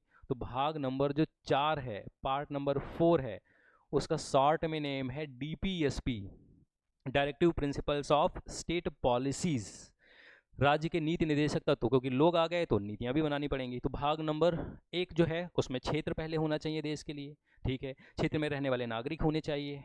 अब नागरिक भी आ गए तो उनको राइट्स तो दोगे, राइट्स दे दिया, उनके लिए अच्छी अच्छी पॉलिसीज़ बनाओगे, तो भाग नंबर 4 में पॉलिसीज़ हैं। उसके बाद देखिए क्या है कि अगर जो ये सारी चीज़ें आपने कर दी हैं, राइट्स भी दे दिए, पॉलिसीज़ भी दे दी, तो भाई आप अपने नागरिकों से भी तो आप कुछ कहोगे, देश कहेगा कि भाई हमारे लिए भी तो कुछ आप कर दो, कुछ ड्यूटीज़ फॉलो कर दो। तो पार्ट नंबर जो 4A है, भाग नंबर जो 4A है वो क्या है, भाग नंबर 4A ये है फंडामेंटल ड्यूटीज, मौलिक कर्तव्य, यहाँ तक याद हो गया आपको। उसके बाद देखिए कि भाग नंबर जो 5 है उसमें क्या है, तो पार्ट नंबर जो 5 है उसमें है क्या, एक बार जो ये वर्ड लिख रहा हूँ, यूनियन, केंद्र, इसमें जरा वर्ड गिनो कितने हैं, 1 2 3 4 5, यूनियन में 5 ही वर्ड हैं, केंद्र में तो 5 वही भाग में है, ठीक है। उसके बाद देखिए पार्ट नंबर 6, भाग नंबर 6, और भाग नंबर जो 6 का टाइटल है वो क्या है, स्टेट्स, STATES। जरा इसमें वर्ड गिनो कितने हैं, 1 2 3 4 5 6, तो 6 ही वर्ड हैं और भाग नंबर 6 में ही है, ऐसे याद कर लो आप इसको, ठीक है। उसके बाद देखो क्या, 7 को कैसे याद करोगे, तो भाग नंबर जो 7 है, तो 7 को इंग्लिश में क्या बोलते हो, 7 बोलते हो कि नहीं बोलते हो, तो 7 का मतलब सेव नहीं किया गया है, 7 से बना लो सेव, और ये सेव नहीं है, इट मीन्स डिलीटेड है, ये पार्ट नंबर 7 क्या है, डिलीटेड है, अभी नहीं है, ठीक है। उसके बाद देखो पार्ट नंबर 5 जो है उसमें केंद्र के बारे में आपने देख लिया, 6 में राज्य के बारे में आ गया, और 7 सेव नहीं है, तो भाई केंद्र हो गया, राज्य हो गया, एक क्षेत्र बच के है अभी, कौन सा, यूटी, यूनियन टेरिटरी, तो तुरंत बाद केंद्र आया, राज्य आया, 7 सेव नहीं है, तो पार्ट नंबर 8, तो तुरंत अब एक क्षेत्र क्योंकि बच गया था, तो भाग नंबर 8 में क्या आएगा, केंद्र शासित प्रदेशों के बारे में है, 8 टोटल केंद्र शासित प्रदेश है हमारे पास। तो केंद्र हो गया, राज्य हो गया, केंद्र शासित प्रदेश हो गए, ठीक है। अब और कोई क्षेत्र बचा है क्या जहाँ पर कानून वगैरह बनाए जाते हों? तो गांव बचे हैं। तो गांव में इसका मतलब भाग नंबर जो 9 है, पार्ट नंबर जो 9 है, उसमें क्या है? पंचायत है ना, पंचायत। तो पंचायत, जरा पंचायत में वर्ड गिनो कितने हैं? 1 2 3 4 5 6 7 8 9, और 9वें ही भाग में है। सिंपल सी बात है, याद हो जाएगा। गांव की पंचायतें हो गई। अब पंचायत है तो शहरों की तुरंत बाद नगर पालिकाएं आएंगी। तो भाग नंबर 9 भी क्योंकि बाद में ऐड किया गया है, भाग नंबर 9, ये ध्यान रखना। तो भाग नंबर 9 ए जो है, इसमें क्या आ गया? इसमें आ गई हैं म्यूनिसिपालिटीज। म्यूनिसिपालिटीज या नगर पालिकाएं। म्यूनिसिपालिटीज या नगर पालिकाएं कहाँ पर हैं? पार्ट नंबर 9 में है, ठीक है। तो इतना हो गया। अब जरा दूसरे साइड हम लोग बातचीत कर लेते हैं, ठीक है। तो अब देखिए क्या है, भाग नंबर 9 तक यहाँ पर हो गया। तो पार्ट नंबर 9B, ठीक, पार्ट नंबर 9B। तो 9A में म्यूनिसिपालिटीज हैं, पंचायत हैं, म्यूनिसिपालिटीज हैं। अब सीधी सी बात है, गांव आ गए, शहर आ गए, और गांव और शहर में जो लोग रहते हैं वो लोग ग्रुप बना के ही तो रहते हैं, मोहल्ले वाइज में ही तो रहते हैं। ऐसा थोड़ी ना होगा कि एक यहाँ पर घर है, एक 10 किलोमीटर दूर हो, लोग ग्रुप में ही रहते हैं, क्योंकि इंसान एक सामाजिक प्राणी है, वो ग्रुप में रहता है। तो ग्रुप बनाने की यहाँ पर बात की गई है, और ग्रुप बनाने की बात का मतलब यहाँ पर सहकारी समितियाँ या कोऑपरेटिव सोसाइटीज़। तो यहाँ पर मैं शॉर्ट में लिख रहा हूँ, कोऑपरेटिव सोसाइटीज़ या सहकारी समितियाँ, ठीक है। तो हिंदी वाले ध्यान सुन लें, सहकारी समितियाँ, ठीक है, कोऑपरेटिव सोसाइटीज़। उसके बाद देखिए यहाँ पर क्या है कि भाग नंबर 10, पार्ट नंबर 10। अच्छा, 10 जो है, 10 से क्या हम एक वर्ड ये बना सकते हैं कि 10 का मतलब, हिंदी में 10 बोलते हैं ना, तो 10 का मतलब क्या होता है? दास होता है। और दासों के जैसा व्यवहार पहले किसके साथ में किया जाता था? एससी और एसटी के साथ में किया जाता था, ठीक है। तो एससी और एसटी, शेड्यूल्ड कास्ट और शेड्यूल्ड ट्राइब, अनुसूचित जाति और अनुसूचित जनजाति।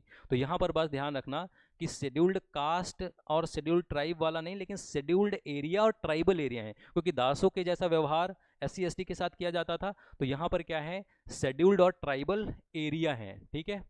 यहाँ पर शेड्यूल्ड और ट्राइबल एरिया है, ठीक है। अनुसूचित और जनजातीय क्षेत्रों की बात की गई है, ठीक है, अनुसूचित और जनजातीय क्षेत्रों की बात की गई है, ठीक। उसके बाद देखिए भाग नंबर 11, ये मैं याद करा रहा हूँ आपको कैसे याद रखने हैं। Part number 11। अच्छा, अगर जो भाग नंबर 11 की बात करूँ तो यहाँ पर क्या है? तो अच्छा, एक अगर जो लोगों से रिलेशन सही रखना है तो एक एक लोगों को, एक एक लोगों का मतलब हर एक लोगों को, एक एक लोगों को मेहनत करनी पड़ेगी, हर एक लोगों को मेहनत करनी पड़ेगी, तब जाके जो है रिलेशन अच्छे बन पाएंगे। तो यहाँ पर रिलेशन की बात है, संबंध की बात है, और संबंध किन के बीच में? संबंध सेंटर और स्टेट के बीच में, केंद्र और राज्यों के बीच में संबंध की बात कहाँ पर है? Part number 11। तो यहाँ पर इसको कैसे याद करोगे? एक एक लोगों को मेहनत करनी पड़ेगी अगर जो रिलेशन अच्छे बनाने हैं। तो संबंध, रिलेशन किन के बीच में? केंद्र और राज्य के बीच में रिलेशन की बात कहाँ पर है? पार्ट नंबर 11 में है। उसके बाद देखिए, उसके बाद पार्ट नंबर 12, भाग नंबर 12, और 12 हिंदी में क्या पढ़ते हो? 12 इसको पढ़ते हो आप, है ना?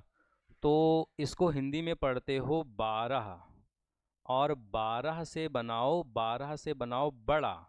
और आजकल बड़ा तो वही है जिसके पास पैसा है, जिसके पास फाइनेंस है, पैसा है, उससे ही तो बोलते हो आप, वही भाई आजकल बड़ा है, वित्त। तो इसका मतलब फाइनेंस या पैसे की बात कहाँ पर की गई है? Part number 12। केंद्र और राज्यों के सारे पैसे से संबंधित चीज़ें कहाँ पर हैं? पार्ट नंबर 12 में। उसके बाद देखो भाग नंबर 13, पार्ट नंबर 13, और भाग नंबर 13 का जो 13, अच्छा इसको कैसे हिंदी में 13 पढ़ते हो? 13, और 13 से आप एक वर्ड बनाओ 13, और 13 से ये वाला वर्ड अपने आप निकल के आ जाएगा, ट्रेड। तो ट्रेड का मतलब 13, ट्रेड, ट्रेड का मतलब व्यापार। तो व्यापार करने की स्वतंत्रता कहाँ पर है? भाग नंबर 13 में है, ठीक है। एक बार इसका स्क्रीनशॉट लेना हो तो ऐसे ले लो, मैं ट्रिक से आपको समझा रहा हूँ, ठीक। आगे चलते हैं। तो 13 तक तो बात हो गई, ठीक। और उसके बाद देखिए क्या है कि भाग नंबर 14, तो पार्ट इसको जो है आप 14 इंग्लिश में पढ़ना, पार्ट नंबर 14 अच्छा 14 पढ़ते हो ना, तो 14 से एक वर्ड निकल के आ रहा है फोर्ट, और फोर्ट का मतलब क्या होता है, किला होता है, किला। अच्छा किला अगर जो बनवाना है तो एक दो लोगों से बन जाएगा क्या किला, बहुत सारे लोगों की सेवाएं लेनी पड़ेंगी। तो फोर्ट बनवाना है तो बहुत सारे लोगों की सर्विसेज लेनी पड़ेंगी आपको, तब जाके बनवा पाओगे। तो सर्विसेज अंडर द यूनियन, मतलब केंद्र और स्टेट, तो केंद्र और राज्य के अधीन सेवाओं की बात यहाँ पर की गई है। मतलब यूपीएससी और राज्य वाले पब्लिक सर्विस कमीशन के बारे में कहाँ पर दिया गया है, पार्ट नंबर 14 में दिया गया है। उसके बाद देखिए, इतने लोगों की आपने यदि सेवा ले ली है और समय पर आपने पेमेंट नहीं किया, मजदूरों को पैसे ही नहीं दिए, तो वो सारे लोग कोर्ट जाएंगे। तो कोर्ट जाएंगे तो इसका मतलब पार्ट नंबर जो 14A है, भाग नंबर जो 14A है, उसमें कोर्ट्स के बारे में, मतलब स्पेशल टाइप के जो कोर्ट होते हैं उनको बोलते क्या हैं भाई, ट्रिब्यूनल्स बोलते हैं, अधिकरण बोलते हैं। ठीक है, उनको क्या बोलते हैं, अधिकरण। ठीक, उसके बाद देखिए, उसके बाद पार्ट नंबर 15 है, इसको कैसे याद करेंगे। तो पार्ट नंबर जो 15 है, इंग्लिश में इसको पढ़ना 15 तो इसको 15 है, हाँ 15 से एक वर्ड बनाओ आप फीफा, और फीफा का मतलब देखो क्या है, फुटबॉल जब आप देखते होगे तो FIFA world cup, FIFA world cup. अच्छा जब फीफा वर्ल्ड कप चलता है तो आप लोग जानते होगे मेसी का नाम, रोनाल्डो का नाम। तो फीफा जब वर्ल्ड कप चलता है तो वहाँ पर बहुत सारे एक्शन चलते रहते हैं। एक्शन का मतलब कभी रोनाल्डो गोल कर देगा, कभी मेसी गोल कर देगा, तो बहुत सारे एक्शन चलते रहते हैं। और एक्शन से आप एक वर्ड बना लीजिए इलेक्शन। तो इलेक्शन के बारे में कहाँ पर है, पार्ट नंबर 15 में है। तो 15 से फीफा, फीफा में बहुत सारे एक्शन चलते हैं, एक्शन से इलेक्शन, इलेक्शन के बारे में कहाँ पर है, पार्ट 15 में।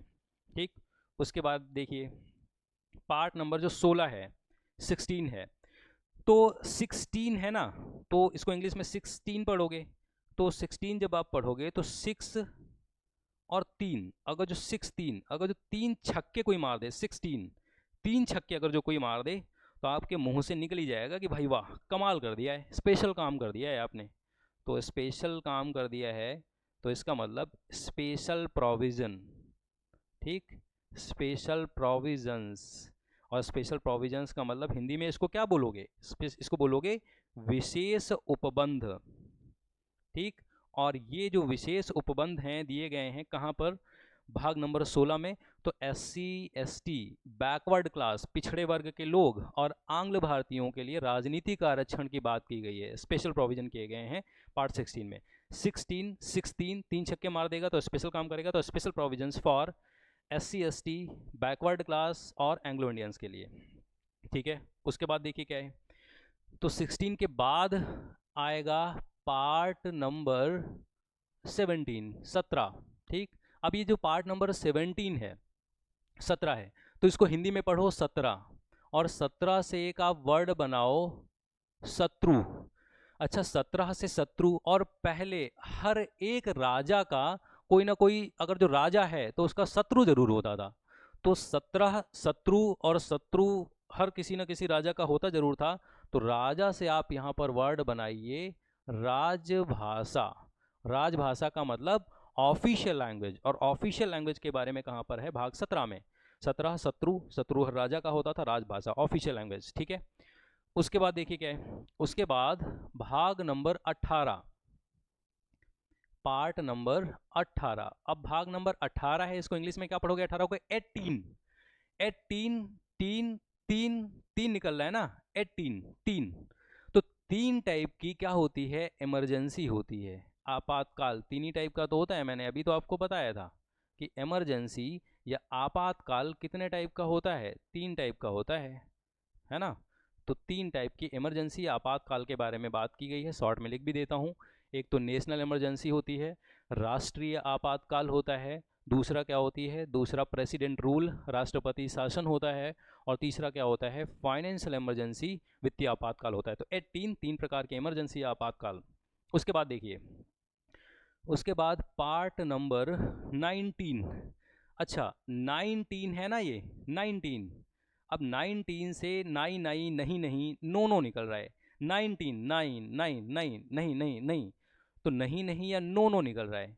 तो आपने देखा होगा जो ल्यूसेंट पढ़ो या कोई भी किताब आप पढ़ो, अपनी किताबें पढ़ो, तो उसमें एक मिसलेनियस वाला जो टॉपिक होता है वो किसी को याद ही नहीं होता है। किसी भी बच्चे से आप पूछो तो नो नो लोग करते रहते हैं, क्या याद करने के लिए या क्या पढ़ने के लिए? मिसलेनियस, विविध।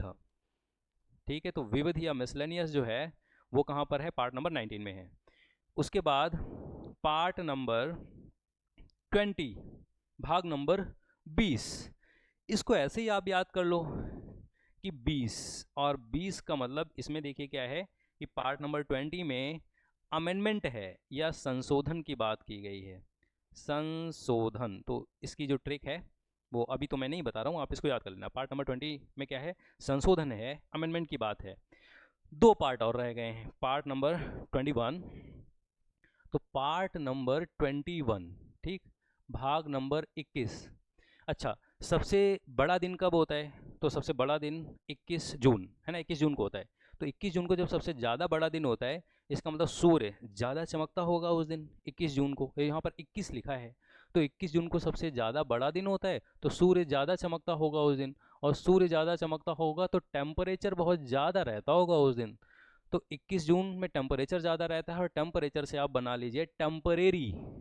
क्या बनाओगे? टेम्परेरी। तो टेम्परेरी, और टेम्परेरी का मतलब अस्थाई उपबंध। तो अस्थाई वाली बात याद आई आपको कुछ, कि temporary, transitional and special provisions, कि अस्थाई रूप से कुछ राज्यों के लिए विशेष उपबंध किए गए हैं। जम्मू कश्मीर इसी में तो था, पार्ट नंबर 21 में। और लास्ट भाग बचा है अब, लास्ट भाग कौन सा बचा है? भाग नंबर 22। और भाग नंबर जो 22 है, 22, ये लास्ट है। तो लास्ट में क्या लिखा जाएगा? संविधान का टाइटल क्या था, शॉर्ट में नाम क्या है, संविधान लागू किस दिन हुआ है, तो वो बातें कहाँ पर हैं? यहाँ पर हैं। तो ट्रिक से भी एक बार हमने देख ली। ट्रिक मैं एक बार आपको ऐसे किए दे रहा हूँ, आपको जो फ़ोटो लेना है तो फ़ोटो ले लो। पार्ट 1, पार्ट 2, पार्ट 3 सारा कुछ ट्रिक से भी हमने देख लिया। ठीक है, मैं चेंज कर रहा हूँ। एक ये रहा 14, और उसके बाद ये रहा, और उसके बाद ये रहा। तो ये सारी देखिए चीज़ें क्या हैं कि हमने ट्रिक से भी देख लिया, कॉन्सेप्ट के साथ भी देख लिया। वीडियो ये वाली थोड़ा लंबी ज़रूर हो गई है, लेकिन देखिए क्या है कि अगर जो आप ये वीडियो पूरी देख रहे हैं या आप देख लें, तो आपको बहुत सारी जो चीज़ें हैं क्लियर हो जाएंगे। एक हिसाब से हमने पूरे संविधान का ही इंट्रोडक्शन इसमें ले लिया है। और इसकी खास बात ये है कि अगर जो ये वाला वीडियो आप देख के समझें, तो बहुत संविधान या पॉलिटी पूरी की पूरी पढ़ते टाइम आपको बहुत सहूलियत मिलेगी, क्योंकि आपको आर्टिकल पता रहेंगे, इतने से इतने के आर्टिकल के बीच में वो वाला भाग है। सारा कुछ रटने की कोशिश मत करना, रटना नहीं, बस ये वाला वीडियो देख के और आप 5 मिनट खाली जो है, जो अपने नोट्स बना लेना एक कॉपी पे, और वो रिवाइज कर लिया करना 5-5, 10-10 मिनट। दूसरी बात, अगर जो एग्ज़ाम निकालना है तो वीडियो देखिए, या आप ऑफलाइन क्लास करते हैं ऑफलाइन क्लास कर लीजिए, या आप कोई भी क्लास नहीं करते हैं कोई दिक्कत नहीं है। ऐसा नहीं कि एग्ज़ाम नहीं निकलेगा, घर पे स्टडी कीजिए, लेकिन रिवीजन ज़्यादा करिए। ठीक है, रिवीजन के लिए टाइम निकाल लीजिए, मल्टीपल टाइम रिवीजन, ये की पॉइंट है, मल्टीपल टाइम रिवीजन। और PYQ, प्रीवियस ईयर के क्वेश्चन पेपर, ये दो चीज़ें गांठ बांध लो। प्रीवियस ईयर के क्वेश्चन पेपर जरूर लगाने जिस भी एग्जाम की आप तैयारी कर रहे हैं। और दूसरी बात क्या हो गई कि आप रिवीजन, जो भी पढ़ेंगे उसका रिवीजन जरूर करेंगे। ठीक है, तो ये वाले जो वीडियोज़ है आप देखिए, आपको इंटरेस्ट आता है और भी वीडियोज़ देखें। ठीक है, और पॉलिटी की प्लेलिस्ट ये वाली चल रही है हमारी लोगों की, और हिस्ट्री की भी मैं आपके लिए वीडियोज़ डाल रहा हूँ। आप ये वीडियोज़ देखें, और 100% देखिए, कोई चीज़ होती नहीं है। तो मैं ये तो नहीं कहता कि 100% आएगा सारे टीचरों की तरह चिल्ला के, लेकिन हाँ इतना ज़रूर है कि अगर जो ये आप वीडियो देख के जाएंगे, और मैं यहाँ तक कह रहा हूँ कि PCS वाला पेपर, ठीक है, IS वाले पेपर में, या आपका SSC GD हो, RRB NTPC वाला हो, पुलिस वाला, कोई भी एग्जाम हो, पार्ट से यदि क्वेश्चन आएगा तो आपसे नहीं छूटेगा। और अगर जो छूटे तो उसी दिन कमेंट करके मेरे को नीचे बताना। ठीक है, नहीं छूटेगा आप। ठीक है, तो इतनी बड़ी वीडियो देखने के लिए, ठीक है, आपका बहुत बहुत धन्यवाद। लेकिन ये बड़ी वीडियो आपके फ्यूचर के लिए ज़रूरी है। ठीक है, मैं विकास मिश्रा बहुत बहुत धन्यवाद बोलता हूँ आपको। Thank you.